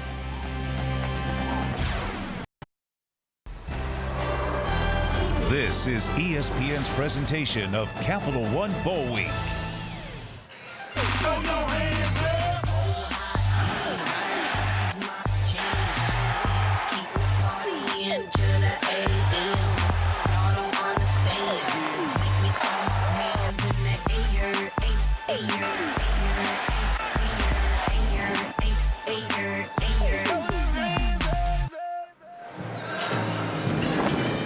Welcome back to the 2008 Emerald Bowl, part of ESPN's presentation of Capital One Bowl Week. Our score at the half, the Cal Golden Bears up a touchdown, 14-7. They jumped out 14-zip thanks to 2 touchdowns by Jahvid Best, but Miami with a comeback there in the second quarter. Joe Tessitore alongside Rod Gilmore. Rod, this had the look of a game that maybe could get away from Miami, but the maturity of the true freshman. It's hard to balance there to say that statement, but Ja'Cory Harris, the poise, he looked very good in that second quarter. He didn't look like a freshman at all. I mean, he looked like a veteran quarterback as he found his rhythm after he got Leonard Hankerson on a big pass play. Came back a little later with LaRon Byrd for a touchdown pass, and the guy just matured as the game went on. No question about Jahvid Best being mature. That guy was all over the field, running for more than 100 yards against California, making guys miss time and time again. And California discovered that he can be very, very successful when they use him outside. Look at the chart you have on him. To the left, 8-yard average. To the right, a 21-yard average. Not much going when they run him inside up the middle. You can bet he's going to touch the ball a lot more in the second half. Jahvid Best, one of the most dynamic players in all of college football. 10 carries for 106 yards and a couple of touchdowns, but the play calling, they sort of did it to themselves. That's when Miami got the best of them. And once again, special teams, both teams staying away from the speedy return man as Daryl Sharpton had the fair catch. So here are the first half stats and the rushing yards for Cal, and obviously Miami, the time of possession, balancing that out. Well, the rushing yards for Miami is a problem. That puts more pressure on Harris to have a big game, and that may be too much. They're going to have to find a way to move the football either on the ground or with short passes to take a little bit of pressure off of Harris. So Ja'Cory Harris with an opportunity here in the second half to keep that momentum going. Greg Cooper is wrapped up right away by Tony Felder. And this 3-4 defense that Cal switched to this year really pays off with the athleticism of their backers. Quint. Joe spoke to Randy Shannon at halftime, very happy with their resiliency. On Jahvid Best, said 2 things. A, we got to tackle. When you got a shot at the guy, you got to wrap him up. Second, he said, we're going to commit 8 or 9 guys to the box if Cal's passing game doesn't become a threat. I asked him about Ja'Cory Harris. Most pleased with his ability to check down and throw some dump-offs. And you'll notice Miami moving the pocket a little more in the second half. Harris now has time and able to get it to Zellner, as he had a few times tonight with the absence of Diedrich Epps, and a flag comes down. A late flag. Yeah, and Quint, you know, on that play, we saw exactly what you were talking about as Harris looked downfield and then finally came back to his short receiver to drop the ball off.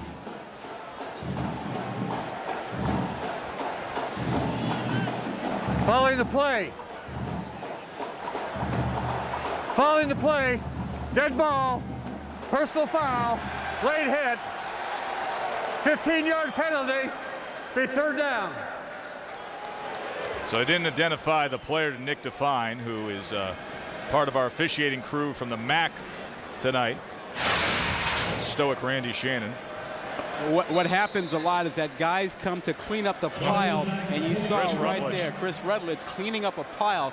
You know, a defenseless player, that's what the officials will protect against. Whether the guy is standing around a pile or has just kicked the ball on a punt, he's defenseless, and the officials will protect him. So it backs up Miami to a 3rd and 16. Harris gets it to Cooper. Conservative call there, as Cooper is only able to get to the 35. And Tyson Alualu cut him down. And here comes California with their 5-6 defensive back package. And out of this package, they've put pressure on Harris. Sidquan Thompson back to return the Matt Bosher punt.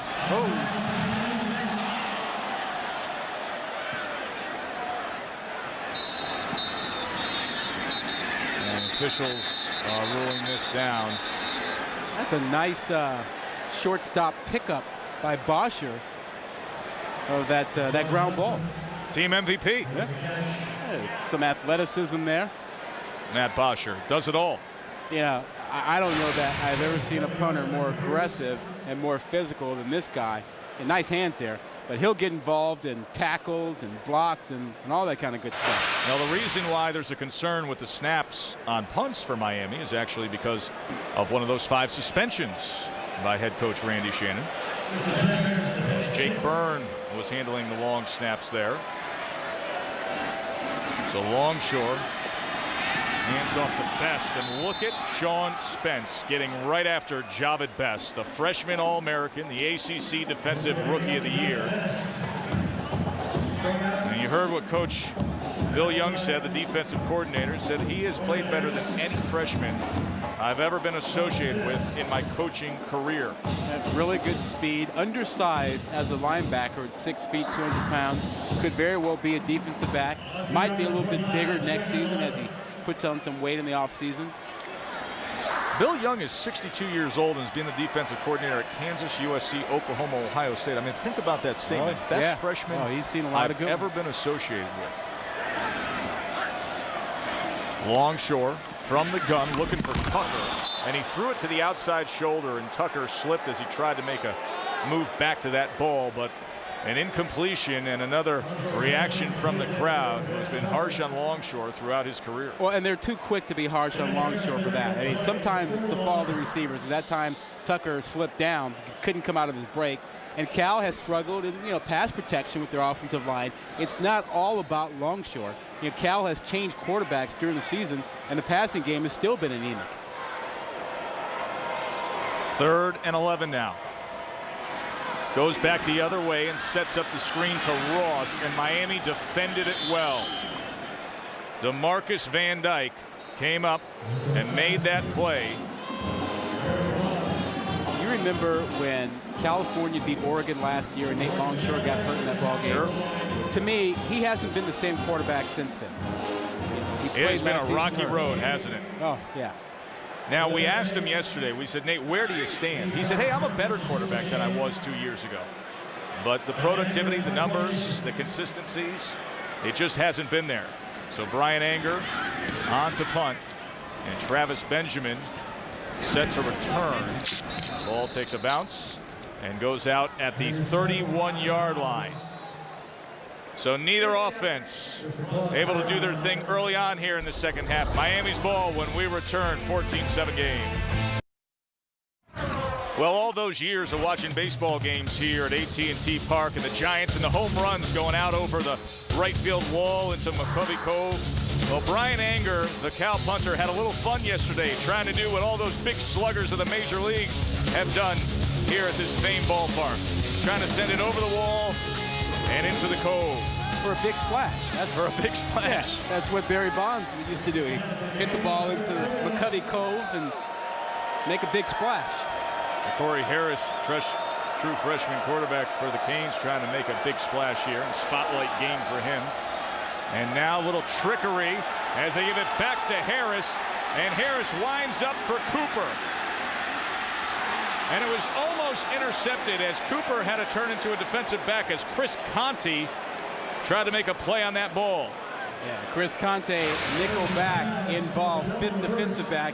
Watch how long this play takes to develop, and California does a very nice job of staying deep. If you look here, look at all the guys who are staying back. They have guys in coverage who did not bite. You'll see as Chris Conte comes into your view right there. He was back there along with Sidquan Thompson. They did not bite on the fakes. They made a nice play.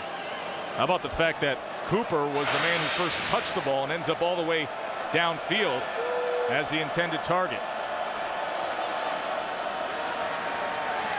Harris over the middle, and that ball is complete to Bird.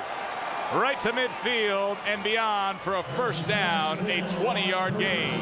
How many throws and catches do you think those two have made together over the years in high school and their freshman year here at Miami?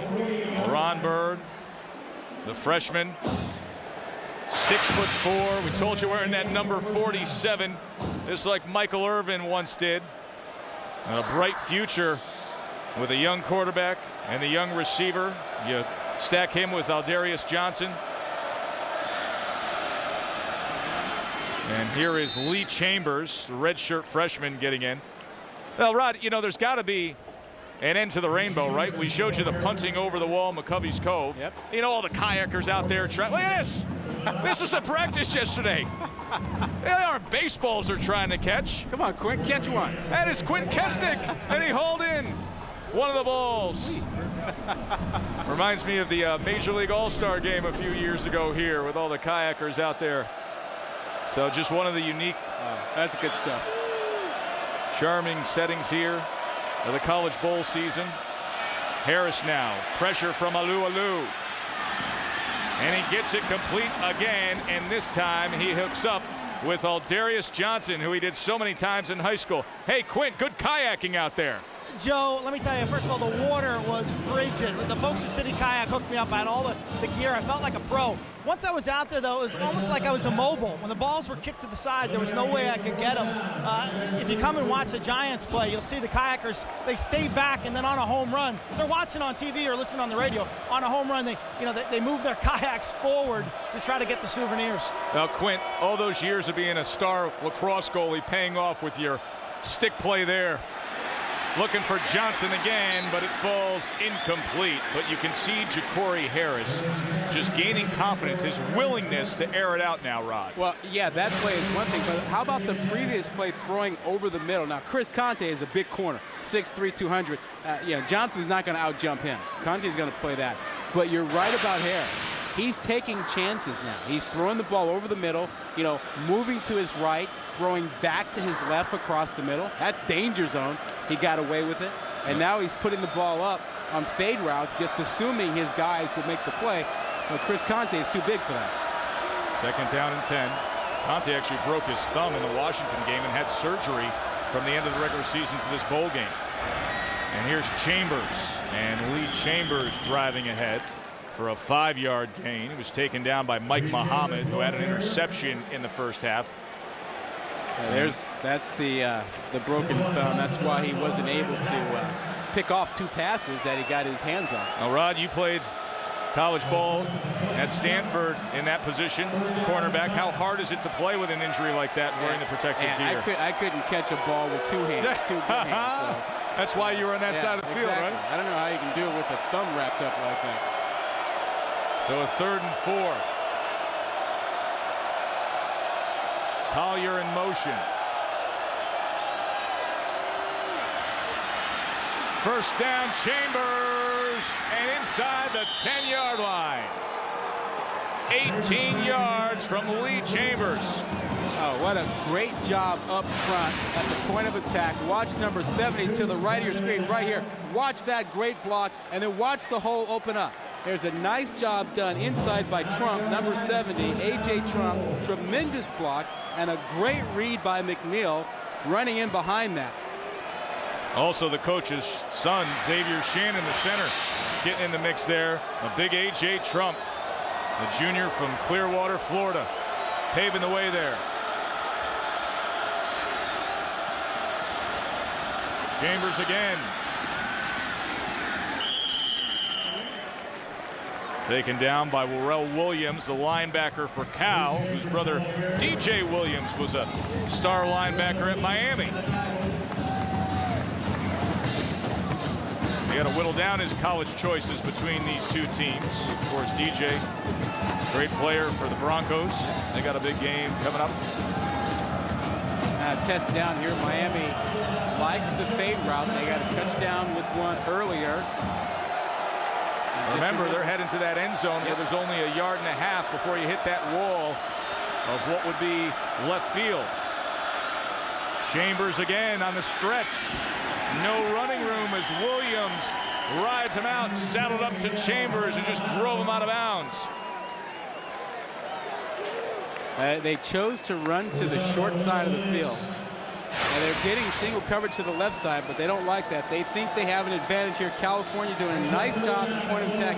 Mike Muhammad holding the edge there at the linebacking spot, stretching that play out. Nothing there for Miami. Again, they like fade routes down here, but not a lot of room unless you want to run into the left field wall.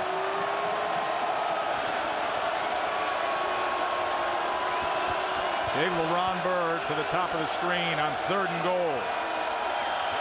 Harris with time over the middle and is caught for a touchdown by Collier. Theron Collier with the touchdown catch. And how about the youngin, Ja'Cory Harris? I tell you what, he may very well be the starting quarterback next season for Miami. He's played with poise, he's thrown the ball with authority, and he just puts that one right on the money. You can just see the confidence, not only his, but his teammates' confidence in him as the game progresses. And now Matt Bosher to tie the game. And he does so. Since about halfway through the first quarter, this game has belonged to Miami. Momentum has been on their side. Youth is served. Ja'Cory Harris to Theron Collier. Tie game in San Fran.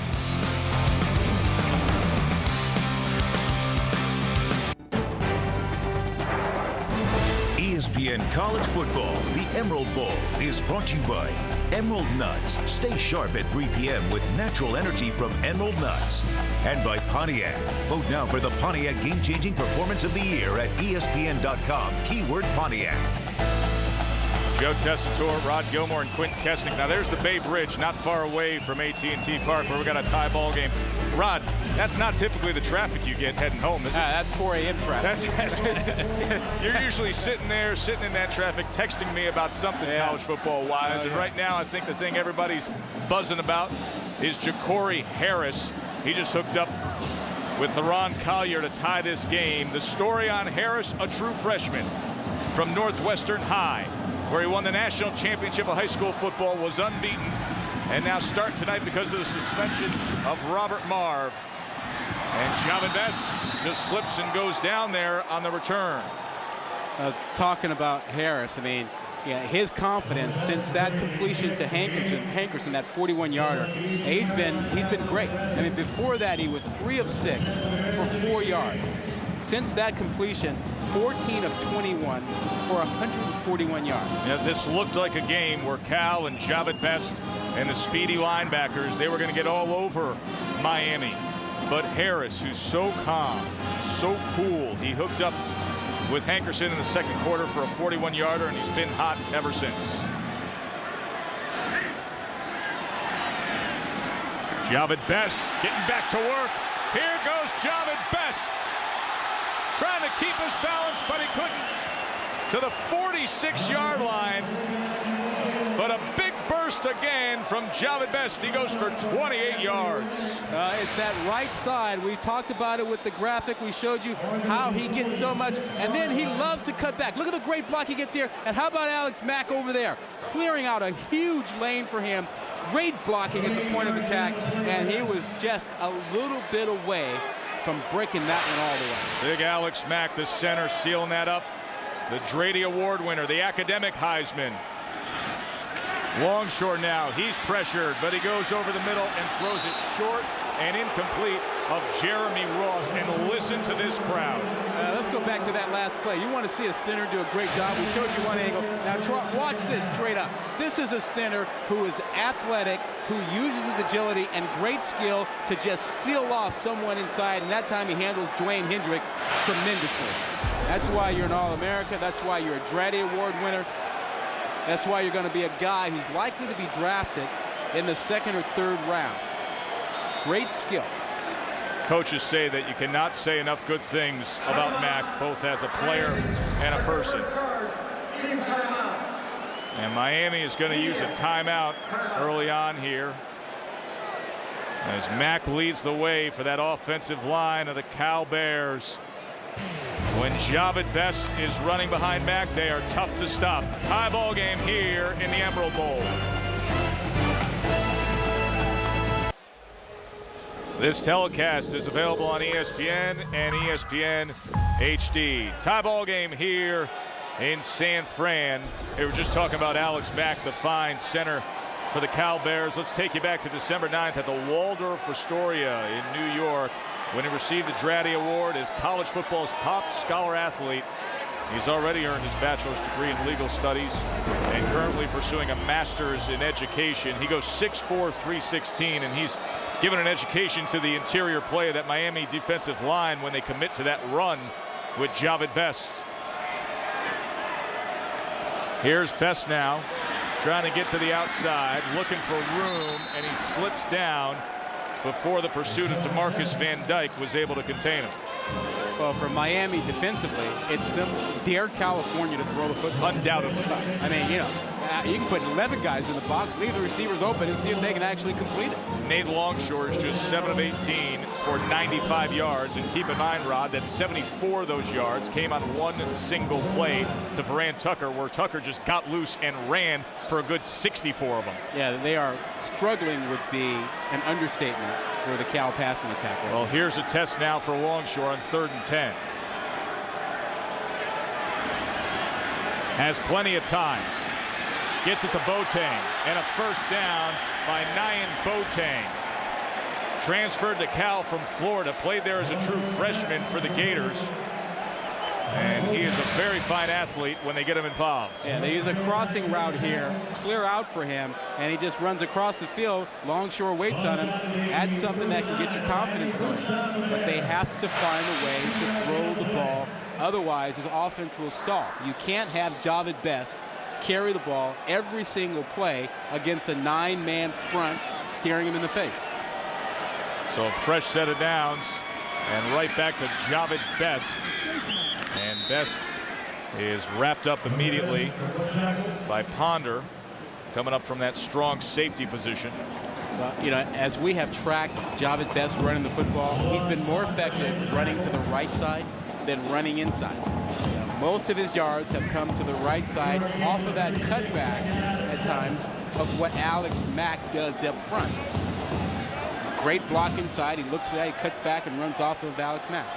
136 yards for Best. 2nd and 7 now. And Best unable to get past that initial surge as Adewale Ajomo, a redshirt freshman from Hialeah, Florida, with a 4-yard loss of Best. You know, I would really like to see California move Best out of the backfield. They've done that on occasion this season where they've split him out or they've shifted him out of the backfield late. And they've gotten him involved in the passing game or used him on reverses or trick plays. But you're going to have to find something other than the wide receivers to get the passing game going because it just hasn't been hitting. Best led the Pac-10 in all-purpose yards. And he's been the only answer for Cal tonight. And now Boateng, as that ball is a catch at the 30-yard line. It'll be short of a first down. Brandon Harris had coverage. Yeah, and Boateng is upset with himself because he didn't run the route deep enough. You know, one more yard Yeah, it's a little comeback, curl and come back to the quarterback, does the right thing, but you got to run the route deep enough. They didn't, and now it's field goal time. They have a pretty good field goal kicker, a lot of confidence in his ability to nail. This will be a 47-yard attempt by Giorgio Tavecchio, and now a timeout by Miami. Team timeout. As they want to discuss things here, a 4th and 1 from the 30, so it's that portion of the field where you need to be very much aware defensively. Well, not only that, the field can get a little bit wet. It's rained here this week. You know, you worry about placing the ball, everything being clean, so you can get one up for a distance like this. And that's a 47-yarder. That's not an easy kick. Well, the final 4 nominees for the Pontiac Game-Changing Performance of the Year, Rod. You can log on to ESPN.com, search Pontiac, check them out, cast your vote. You know, there's some pretty good ones there. You know, that Buffalo 35-yard pass is something else. How about Texas Tech, Crabtree, Alabama, the pick in the end zone? All right, so do this for me. What's your number 1? Oh, well, you know, for me, my number 1 is really right here. I mean, it's Crabtree making that catch. I can remember sitting back watching that game with you. I think we were doing a Sunday night game. You know, jump through the hotel room. So they're going to go for it now on 4th and 1. And now Longshore is going to call a timeout. And I can't believe the reaction from his own teammates. Yeah. Norris Malele, the right guard, number 55, just so frustrated, almost disgusted when he heard the timeout. Yeah, he waved his hands, you know, just frantically ticked off. And how about Tedford? Tedford wasn't happy either. I mean, I think Longshore looked up and saw the play clock going down. Didn't have enough time. There you see, right there, Norris Malele, you know, expressing his frustration. Well, you know, you start to wonder with all the shuffling and musical chairs at the quarterback position and things that have happened. I mean, it has been public knowledge, written up in the papers, that there has been a strained relationship between Longshore and Tedford. Longshore explained, say everybody wants the most success they can have in their career and their playing days. But things get a little ugly and testy at times like this. Well, yeah, I think Tedford wants to have a good relationship with them, and the frustration is that, you know, things haven't worked out for Longshore and the way he wanted them to. So here's 4th and 1. Right thing to do to go for it here. And the right guy to give it to Best to the edge. And Jahvid Best fighting his way inside the 10-yard line. Is he a treat to watch or what? Tack on another 25 yards to his total. He does a great job, but you know, to run outside, you have got to get a block on the edge. He gets a block on the edge and a seal, and that's all she wrote. If you get the block on the edge, Jahvid Best will get you every single time. That was a great job on the edge. Great blocking by Tad Smith, who goes at about 6'5", 265. Well, he is the offense tonight. 158 yards from Best. Motion now. And that came from the left side, and it was Tad Smith who had just made that fine block on that False 4th start, number 44, offense, 5-yard penalty, remains first down. Tad Smith made the great block that freed Jahvid Best to get to the edge. Probably so pumped up and excited about it, he couldn't wait to hit somebody else. Look to the left side, you'll see him jump right there. That's a no-no. Cal's first penalty of the night.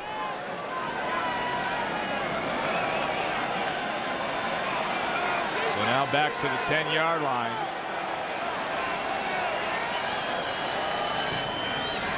Best looking for that lead block, looking for the end zone, and he's just short. Inside the 1-yard line goes Jahvid Best. If you think his game is all about speed, you're mistaken. And Jahvid Best is a tough runner. I mean, watch him fight here at the end. He tries to finish this run. Yeah, he's got a hole. Now watch him lower the shoulder, finish the run. He doesn't get knocked sideways, doesn't get knocked backwards. He finishes the run against Ryan Hill. 2nd and goal now. 10th play of this drive. Ross is in motion. Here's Best. And Miami able to get to him that time. As Ryan Hill came up along with Alan Bailey. And Cal will be facing a 3rd and goal. Yeah, and they're going heavy set, bringing in more tight ends here. And I think that long run to get to the huddle, that eats up some time. They're down to 20 seconds on this play clock, so they got to hurry up and get out of the huddle. Remember, both teams on the same sideline here because of the configuration of this being a baseball park. And Cal on the opposite side of where their team is, so that heavy package, those big guys have to run a long way to get there. Here's 3rd and goal. Riley stumbles and falls back. Excuse me, Longshore stumbles and falls back. And the night continues for the Cal quarterback, who just can't get anything going his way, and the crowd reacts again. Yeah, he just got stepped on. One of his linemen, it looked like it was either Boscovich or Matt, who stepped back and got on it. Boy, does that just sum up the year the quarterback play for Cal, be it Kevin Riley or Nate Longshore, stumbling back. So in comes Giorgio Tavecchio from 23 yards out.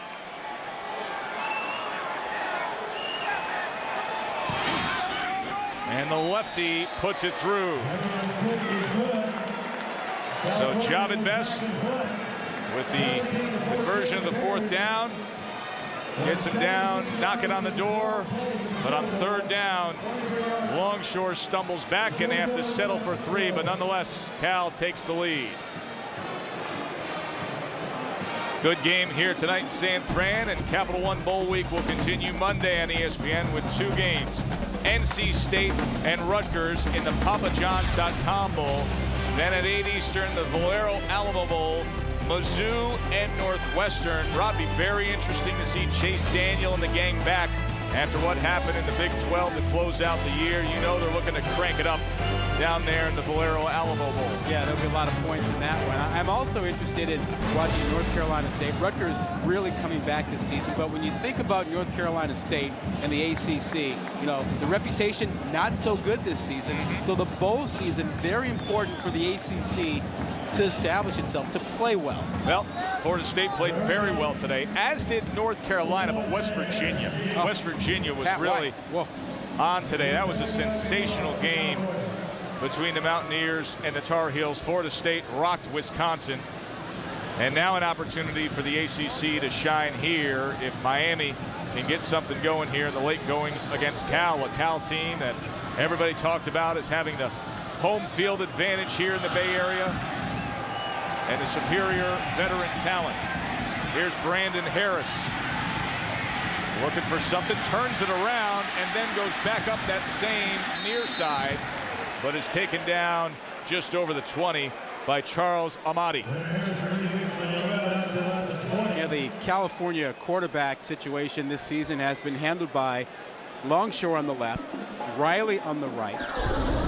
And Riley was the starter most of the season. In fact, Longshore had not started the previous 4 ball games before getting the start tonight. Jeff Tedford, of course, has coached 6 quarterbacks who have been first-round NFL draft choices. Dilford, Card, Fresno, Kelly Smith, Joey Harrington at Oregon. And right here at Cal, Bowler and Aaron Rodgers. So he's not used to the inconsistencies at quarterback. And for those folks. Got an illegal substitution. Got 12 players on the offense. That's a 5-yard penalty. Remains first down. For those folks who are calling for Riley to come back into the ball game, they may have forgotten that Riley didn't exactly light it up his last 4 games. Now that USC game, he was coming off a concussion against Oregon and was only 4 of 16. But look at Oregon State, 11 of 25. Against Stanford, didn't throw it much. Against Washington, they ran the Huskies out, and he was only 3 of 7. So under or right around 50% passing in his last 4 ball games. Greg Cooper.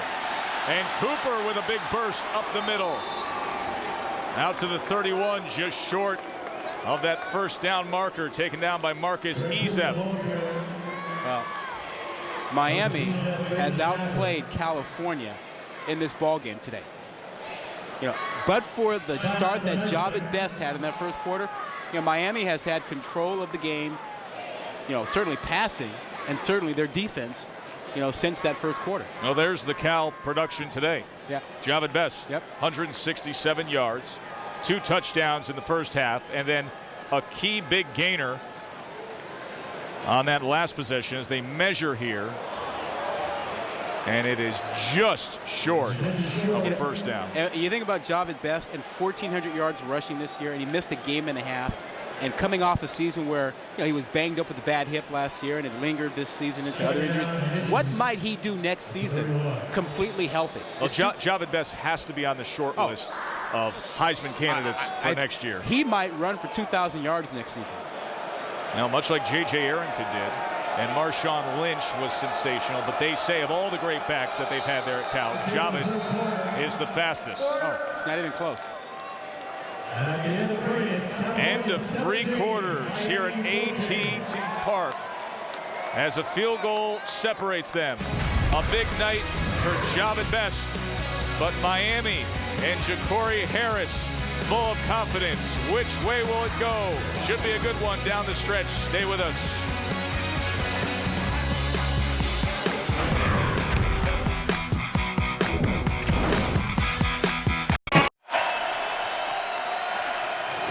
The 2008 Emerald Bowl, part of ESPN's presentation of Capital One Bowl Week at a sold-out AT&T Park, home of the Major League Baseball San Francisco Giants, and home to a heck of a football game tonight between Cal and Miami, as Cal's Jahvid Best has put on a show, and Miami's true freshman quarterback Ja'Cory Harris is grown up in front of our eyes. 2nd and 1 now for the Canes.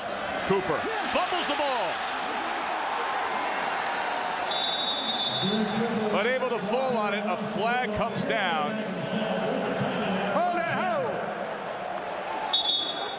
Hey, the officials already signal holding against Miami. It looks like Miami recovered the fumble. Holding, offense, number 55. That's a 10-yard penalty. Remains 2nd down. Randy Shannon's son Xavier, coach's son, with the holding there on the 2nd and 1. What do you say to Dad when you make a mistake? You don't go back to the sideline. You walk. You know that 60-yard walk we're talking about because they're so far away with the configuration here at the ballpark? You walk 70 yards. Yeah. You walk an extra 10 yards away from them. Wait till I get you home, son. Yep, this one comes out right away. Cooper can't hang on to it, but he scrambles to get it back. Great hustle play. So it goes from 2nd and 1 to 2nd and 11 here.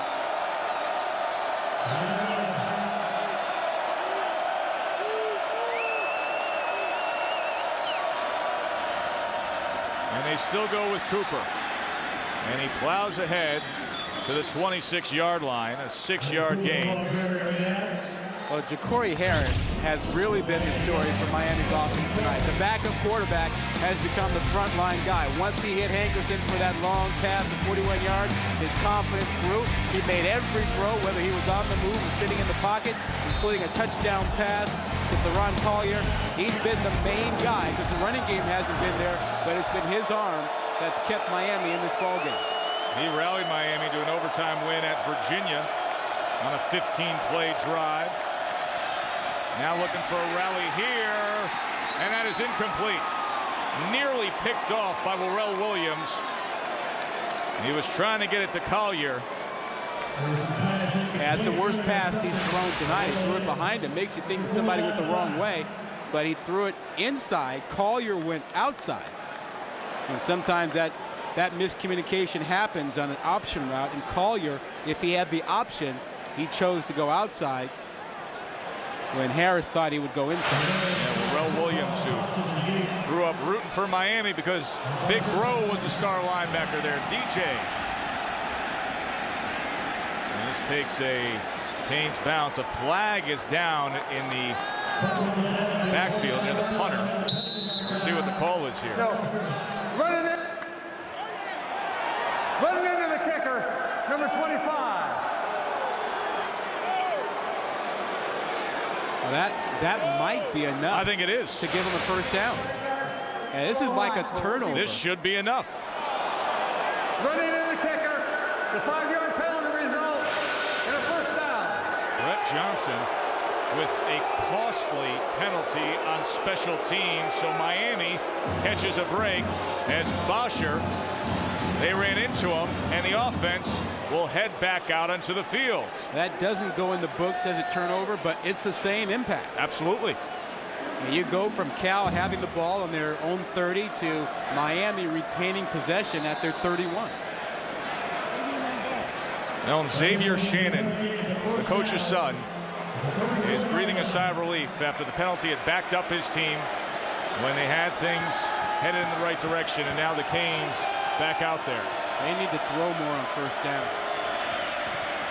And they will try to here. Follett was trying to chase down Harris.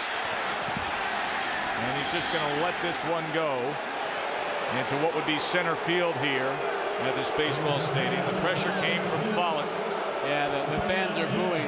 It's a partisan crowd. Cal fans who made the trip 12 miles to get here wanted a throwing the ball away penalty here, and Follett trying to get there kept falling down as Rutledge did a nice little job on him, almost tackling him. A de facto home game here for the Cal fans. Zach Follett's such an interesting character. I loved having him wired up, mic'd up in the pregame. He said it's time to ride the pain train. What did he say? He didn't care about his body. It's his last game.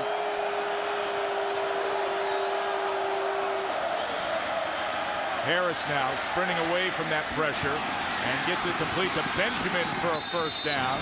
So a good look at what Harris is able to do when you get him out of that pocket. Quint mentioned that was the intention here. Yeah, and what did Harris tell us yesterday? He said, I don't get nervous. The pressure doesn't bother me. I just go play. Well, that's what he's been doing since about midway through the first quarter. He's just been playing. Whether he's in the pocket or rolling out of it or scrambling, he hasn't lost his composure at any point in time. Fresh set of downs for the Canes. Running into the punter, and then the completion. Harris to Travis Benjamin. And now changing up the play here with under 10 seconds to go on the play clock. Chambers. He has running room. Gets to the edge. And Lee Chambers is becoming a bit of a factor here. 10-yard gain there. Taken down by Ezef. You know, Tess, I mentioned earlier that Miami needed to throw more on first down. Well, part of that was because Cal was kind of loading up to stop the run. They changed the play this time when they see that Cal is bringing the blitz inside. Nice recognition, great audible by Harris to change to a running play to get outside of where the pressure was coming. Quarterback Robert Marv suspended. Ja'Cory Harris, the true freshman, gets his second start. And he has come up big since the second quarter. Chambers again. Good blocking out in front. And Chambers with a burst down the sideline inside the 30, and a flag comes in late.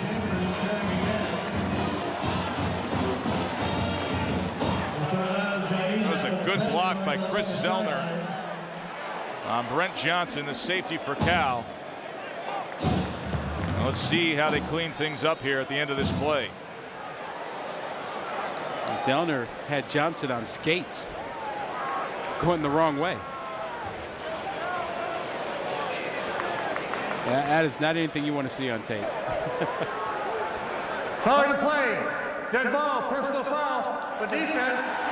Dead ball, personal foul on the offense. Those penalties offset. Resolve the play. First down. So things neutralized there, and the run will hold up. So a little bit of a smile out of Coach Shannon as his team here, his offense, finding their stride in the fourth quarter against a very talented Cal defense. I know Miami only has 14 points, but it feels like they've controlled things offensively for about 2 quarters now. It does. I mean, Cal jumped out to that 14-zip lead where they were rolling with best, but Miami has found their stride.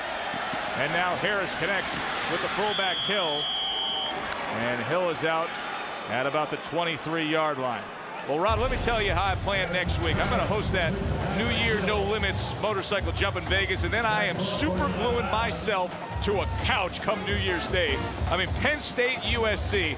Yep. Lock me in, man. Yep. Coverage begins at 4:30. The 09 Rose Bowl game presented by Citi. It's going to be a great one. Yeah, and everybody knows about that USC defense, but, you know, Penn State's offense, they're bringing something to the party. This game is going to be a lot better, a lot closer than people think. 2nd and 4 now. Play action. Harris, plenty of time downfield and has it complete. And once again, he goes to LaRon Byrd, the 6'4" freshman target. Well, they do a nice job of moving him away from the pressure. They get him out of the pocket, which gives him the ability to have a nice view of Byrd on this out route. As he comes back to him, he's got an unobstructed view of Byrd because they moved him out of the pocket. And California has not gotten any hits on Harris in quite a while. How relaxed is this kid playing this position, Rod? Well, you know, yeah. I mean, you know, first quarter they were banging him around. They have not been close to him in quite a while now. 1st and goal. To pass again. Zellner, the tight end, trying to cut back against the grain, but there was not much running room at all. Well, I think you have to give a lot of credit to Patrick Nix, the offensive coordinator, for changing things up, for moving the launch point for the quarterback, moving him left, moving him right, and also making sure that he's mixing it up on 1st down. And he got away from running it on 1st down to loosen up the Cal defense. He kind of got a bead on what they were doing defensively, and now Miami has been rolling for a while now. Of course, Patrick Nix, best known as the starting quarterback for some great Auburn teams back in the early 90s. And now watching the maturing and development of a young quarterback here with the Canes. To the corner of the end zone for Byrd. Off his fingertips. Incomplete. Sidquan Thompson going toe-to-toe with LaRon Byrd. Yeah, you know, it's all about matchups. They like to throw the fade. This is not the right matchup. Sidquan Thompson plays the ball in the air very well. You can run the fade, but you got to run it to the other side. You can't do it on this guy. He's going to fight and scrap with the balls in the air. That's why he's a first-team All-Pac-10 defensive back.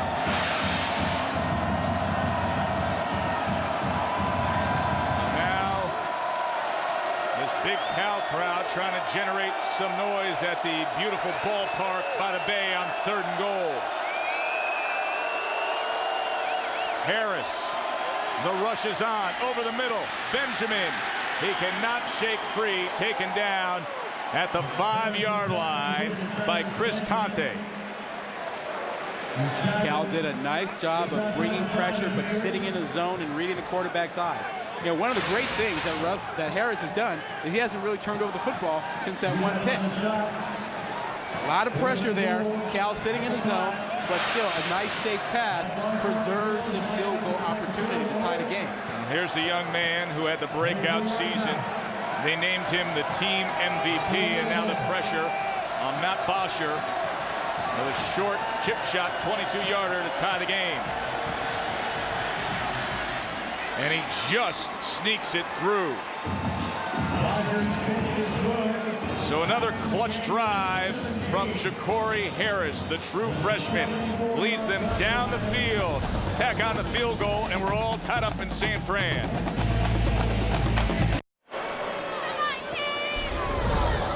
Joe Tessitore, Rod Gilmore, Quint Kesnick with you in San Fran. We got a good one here in the Emerald Bowl, 17-17, 4th quarter. And may we have good ones come Tuesday as Capital One Bowl Week continues. The Blue Turf's going to feature Maryland and Nevada in the Roadies Humanitarian Bowl at 4:30. Then at 8 Eastern, the Pacific Life Holiday Bowl, Oklahoma State and Oregon. Capital One Bowl Week continues Tuesday on ESPN. And let me give you a player to watch here. Nevada quarterback Colin Kaepernick. If you haven't seen him play the position, he's like watching Pat White. Very, very slick, almost NBA slashing forward play quarterback. He reminds me of Pat White of West Virginia a bit, and I think Colin Kaepernick is going to get a lot of attention next season. You know, people didn't know much about him this year, but he'll show up next year. They open up with ND, I believe, next year. Jahvid Best from the 6. And Best with a decent return to set up the Cal offense here. 9:08 left in regulation. Tie game at the Emerald Bowl.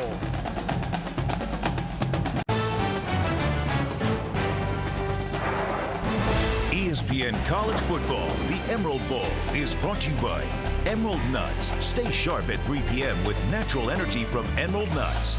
By Capital One Card Lab at CapitalOne.com. What's in your wallet?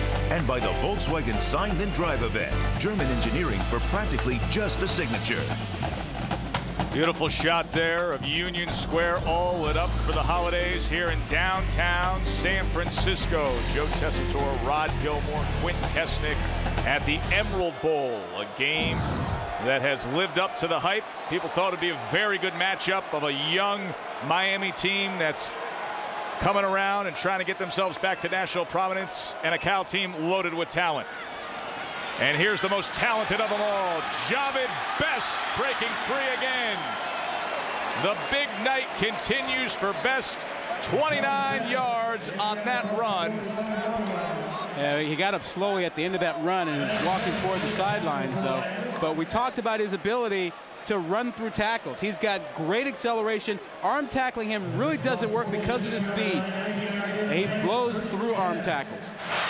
There were 6 missed tackles on Jahvid Best tonight. Best up to 187 yards on 19 carries, and you can see him off on the sideline there as they are tending to him. So Shane Vereen comes in, dotting the I. Longshore hands off to Vereen, and he's got some speed too. Out to the 45. Let's look at how Best came down at the end of this last play, Rod. Yeah, a little bit awkward. Comes down on that left elbow and looks like his right hand. And that elbow is the one that he dislocated. He's been dealing with the elbow, the ankle, the foot. This offseason it was the hip. They contemplated surgery for Best. So they are checking out that right hand. And that's the best news the Miami defense could ever have. When he has been in the game and they commit to him, unstoppable. And now Shane Vereen getting his opportunity. Glad you're with us here at AT&T Park, home of baseball's San Francisco Giants, reconfigured for this Emerald Bowl. I'm Joe Tessitore alongside Rod Gilmore. Quint Kesnick with us down on the sidelines. Miami, well, second-year coach Randy Shannon has him back in a bowl. Jeff Tedford, of course, the head coach for Cal. So much success over the course of the last 7 years, but some saying, is this the start of Miami building themselves back up, or does Cal just have too much talent and this de facto home field advantage? So far, it's been a dandy. Here's Vereen again. And now he catches a seam down the sidelines with Jahvid Best out of the game. Shane Vereen starting to shine. Well, Vereen is starting to do something, but really, it's been Best and Harris tonight. Mano a mano. Best breaking off big runs as we expected he would. He's done that all season long. He's been the entire offense for California, and then all of a sudden you also have Harris coming out of the backup role as a starter and making big plays in the passing game for Miami tonight. First down for Nate Longshore in the Cal offense, and back to Vereen they go. And once again, he's fighting for positive yardage to the 21. Let's check in with Quint.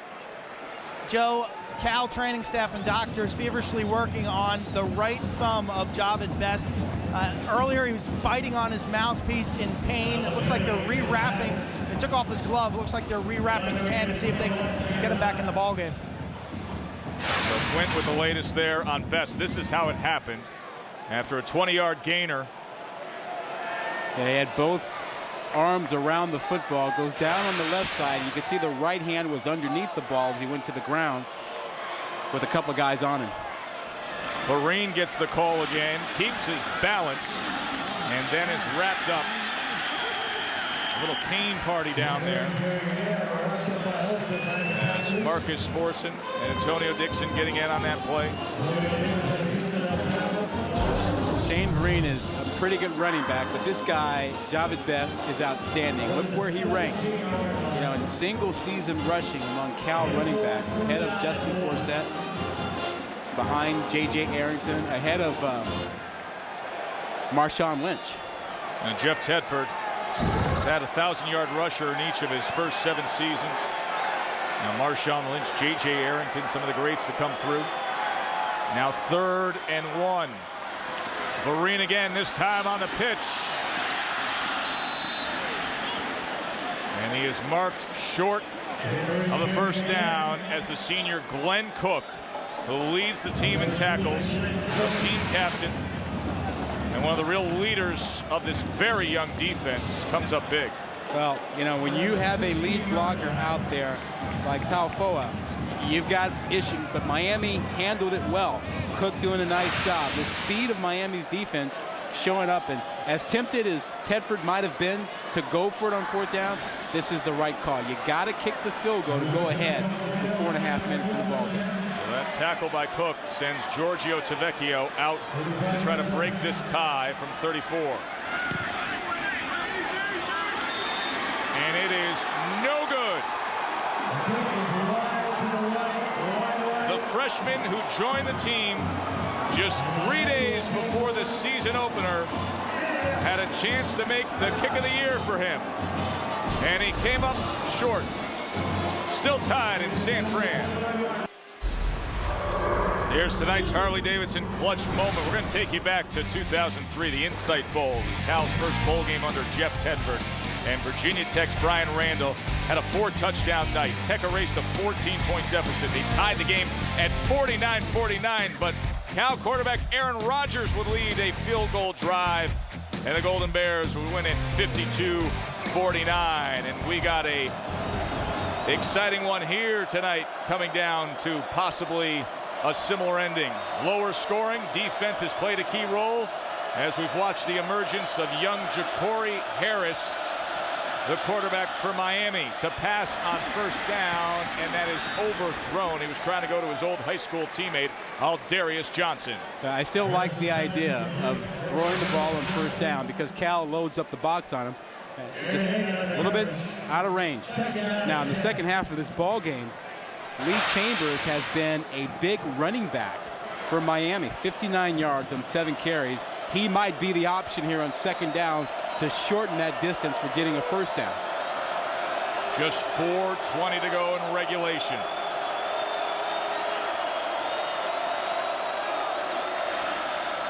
Here is Chambers. And only managing a couple of yards there. Well, you want to talk about Harris in the clutch, the true freshman. I want to take you back to November 1st at Virginia, rallying the Hurricanes, sending it deep here on the scramble to LaRon Byrd. Had tied things up with under a minute to play. Then in overtime to Aldarius Johnson, helping the Canes win 24-17. He likes the clutch time. He prefers the pressure. We're talking about a quarterback who's won 2 high school state championships, an overtime game in his freshman season, and also a coming-of-age game against Duke in which he threw 4 touchdown passes to bring his team back. Now on 3rd down, a little too much pressure. Ball is loose, scooped up, and wrapped out of bounds. Cameron Jordan picked it up. The pressure came off the edge, and Harris couldn't hold on as Zach Follett came crashing in, and then Cameron Jordan came up with a big play for the Bears. It's Zach Follett making the play. And watch the left side of your screen. Watch him as he gets separation and beats his man and forces the play. A ball held a little bit too loosely by Harris, but Zach Follett made the play, and Rulon Davis comes up with it, but it's all about Zach Follett coming up with a big play for California. And look who's back on the field. That right thumb wrapped up and ready to go, as they're going to review the last play. But Jahvid Best, he wants a piece of this action, as they could be knocking on the door of a lead here. Zach Follett, he's got a 10 tackle, 2 sack night working here. He said, hey, this is my last go-round, my last game. I don't care about my body. I'm laying it out there tonight. So the official review on the sack of Harris to see if he was down before the ball came loose. Looks like that is a fumble. It didn't look like his knee was down before the ball came out. Watch it from this angle. Looks like he gets stripped right here. Ball's out before his knee touches down. I think that play is going to be confirmed. Remember, you need conclusive evidence to overturn the call on the field. You know, these bowl game experiences are very unique because yesterday I was sitting at the luncheon next to Zach Follett, who was seated next to Ja'Cory Harris, and he said at one point, he said, I plan on being even closer to him tomorrow. He can't get much closer than he just did. He picked up that steak knife and dug in and said, I'm going to be closer to him tomorrow. He was right there. And Zach Follett talked about this being his last game. Well, maybe his last college game. But he is going to have a real opportunity to play in the NFL. He's benefited greatly from this change to the 3-4 defense. Yeah, there's another look. That look, you know, you look at the right knee. Was the right knee down before the ball comes out? And that ball's coming out as he's going down. To me, that's a fumble. That's a California football. After review, the ruling on the field is confirmed. It's a fumble. California ball. First down. You know, he said he was going to hop on board the pain train, and that's a painful look on Miami fans. Costly turnover. Yeah, California, though, has to be careful. Jahvid Best, remember, you know, has the bad thumb. He hurt the last time he was out there. If you run Best down here to make sure he secures the football, he hasn't had a chance to practice carrying that ball. He got taped up and came back in. A lot of stuff happens around the goal line. He's going to have 2 arms around it. First and goal. Here's Best. He stopped there. His armor came up, as did Robinson. Quint, what did you see with Jahvid Best in that injury? Well, they taped up his right wrist and thumb. He didn't like the way the tape felt against the ball on the sideline, so he put a second glove over that tape. Keep in mind, he wears the elbow brace on his dislocated elbow, and now he's got the bad hand. Ball security could be an issue. Good observation, Quint. And that could play to the confidence in the back in this goal line situation, too. Here's second and goal now. Long short of pass. Touchdown, Cal. Best was best, but then when they wanted it, they went to Longshore, and he went to Anthony Miller for the score. But keep your eye on number 5, Mora, and where is he throwing the ball? It looks like he was trying to go to Mora, or Mora got in the way of it, but instead he gets it to Anthony Miller, you know, the freshman from San Jose, for the touchdown. He is a freshman who they use in the goal line packages. A lot of receivers in that area. I thought he was looking at Mora. And Savecchio. Moments ago, he missed the field goal that could have given them the lead, but the defense stepped up. Zach Follett with the sack, the forced fumble. Cameron Jordan scooped it up, and then Miller scores it here.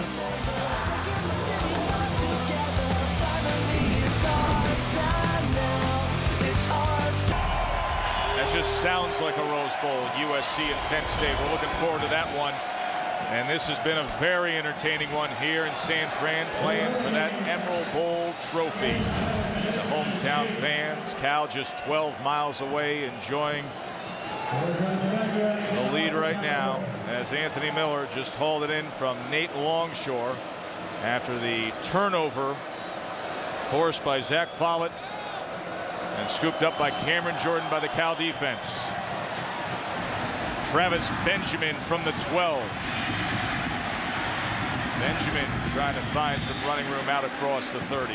And Tess, let's go back to the touchdown pass to Anthony Miller. you know, he's situated right here. He's going to make his way to the back of the end zone right there, and you're going to have Mora come this way. I think Longshore sees Miller in the back of the end zone. He's got two guys there. I think he spots him right here. But Mora's right there as well. Mora almost catches that ball or almost deflects it before it gets to Miller because they had so many guys in the same area. But I think Longshore saw Miller along the back line. What a roller coaster ride it's been for Nate Longshore. Could that be the game decider in his senior year? And Miami going to the run here with just 2.5 minutes left in the game. Lee Chambers and once again Zach Follett coming up big. Well, you know, you really got to start moving. 2:22 to go here. One timeout. You really shouldn't be running the ball right now. You got to start running. Your quarterback has been really good handling that. The true freshman, Ja'Cory Harris. Now he slings it and gets it complete to Zellner, but that's a minimum gain on what was 2nd and 11. It'll bring up a 3rd and 6 as Mike Muhammad, fine linebacker for Cal, with the tackle there. Yeah, they need to manage the clock now. They should have a play call. They should be at the line of scrimmage. They only have one timeout, so time can run off quickly. They have to be more efficient. 3rd and 6. Clock down to 1:41. Harris, little screen. And Chambers is short of a first down. Cameron Jordan able to secure him. Yeah, but you know, you got to go for it here, and you should have a play. If you don't have a play, it's worth it to call a timeout. But they should have a play that they can use now, but don't waste the entire clock. No, they're taking a lot of time for 9 yards of offense here in these last few plays. So here's 4th and 1.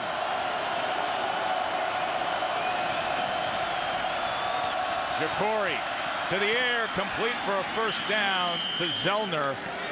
But that clock down to a minute right now.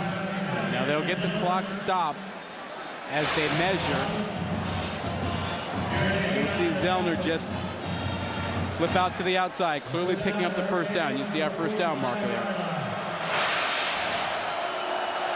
Too long. Running now. Too long. Harris taking a lot of time.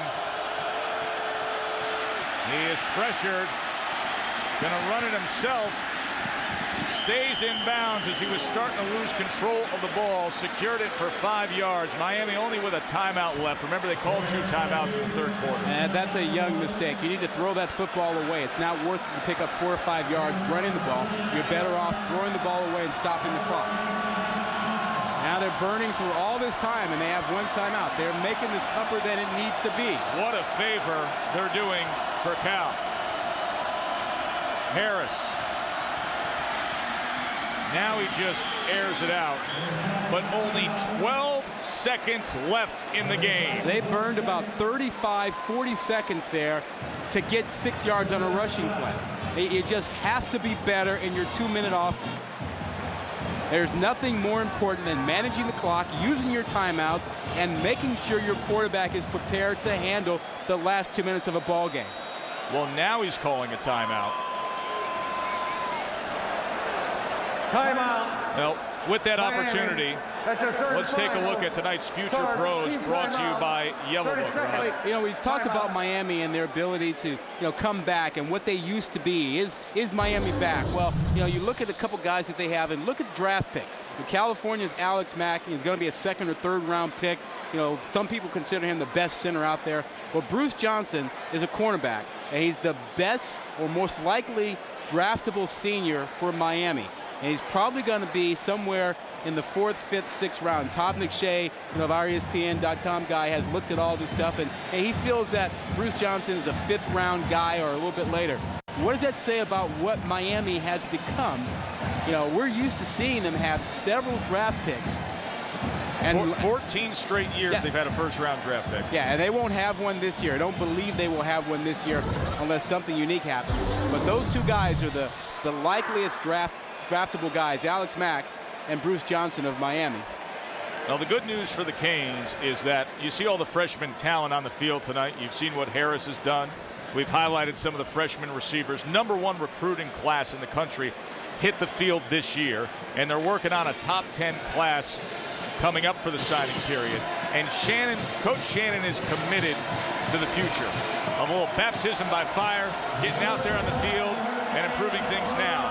But the time management in the past couple minutes hasn't worked their way. Just 12 seconds to go. Harris, pressure right up the middle from Alualu. Downfield and complete. No, that is incomplete. Hankerson had it right at him, made a good stab at it, but it goes incomplete. Coming up next after this game will be Sports Center, and they're going to take a look at the best bowl games so far, as well as Pat White for West Virginia, his perfect record in the postseason, and a little added pressure on Tony Romo. That is coming up. 5 seconds to go. Coach Randy Shannon's first bowl game for the Canes. Jeff Tedford looking for a solid postseason win here. Randy Shannon would like to have some of that time back that they lost on this drive. Harris. And he goes down, laterals it. And Cooper still on his feet before he is tackled and pushed by Mike Muhammad. There out of bounds. As Cal celebrates the Bay Area team in their backyard.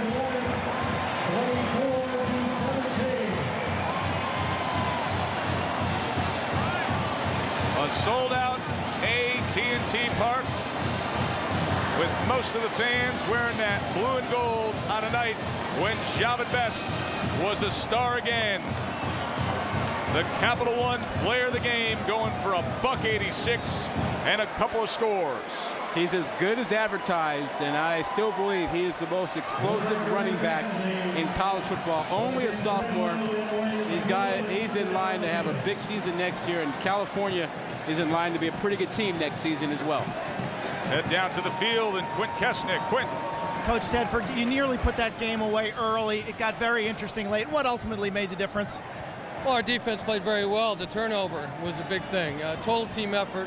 Got a lot of respect for Miami's team. Coach Shannon and their staff does a great job. They got a lot of athletes over there. But the defense really stepped up. How do you best characterize the play of Jahvid Best? Well, he's got a lot of heart. You know, there's no question that he has ability and talent, but the guy's got tremendous heart. For you, 6 consecutive bowl games. Your record in those games, 5-1. What does that say about the program at Cal? Well, it says that we have great players and great people. You know, our staff. I got to give it to our staff. Our staff does a great job of preparing these guys and putting them in a position to win, and our guys play very, very hard. Thanks, Coach. Congratulations. Thank you, Joe.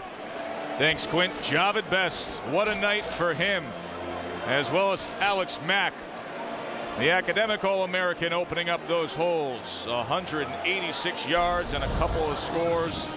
And he is definitely a player to watch next year in college football. Our final score from the Emerald Bowl, Cal 24-17 in an entertaining game. For more on this game, you can tune in to ESPN News. Rod and I will have a post-game extra. Coming up next here on ESPN at Sports Center. For Rod Gilmore, Quint Kesnick, and our entire crew, I'm Joe Tessitore. Thanks for watching. Cal a winner here in San Fran.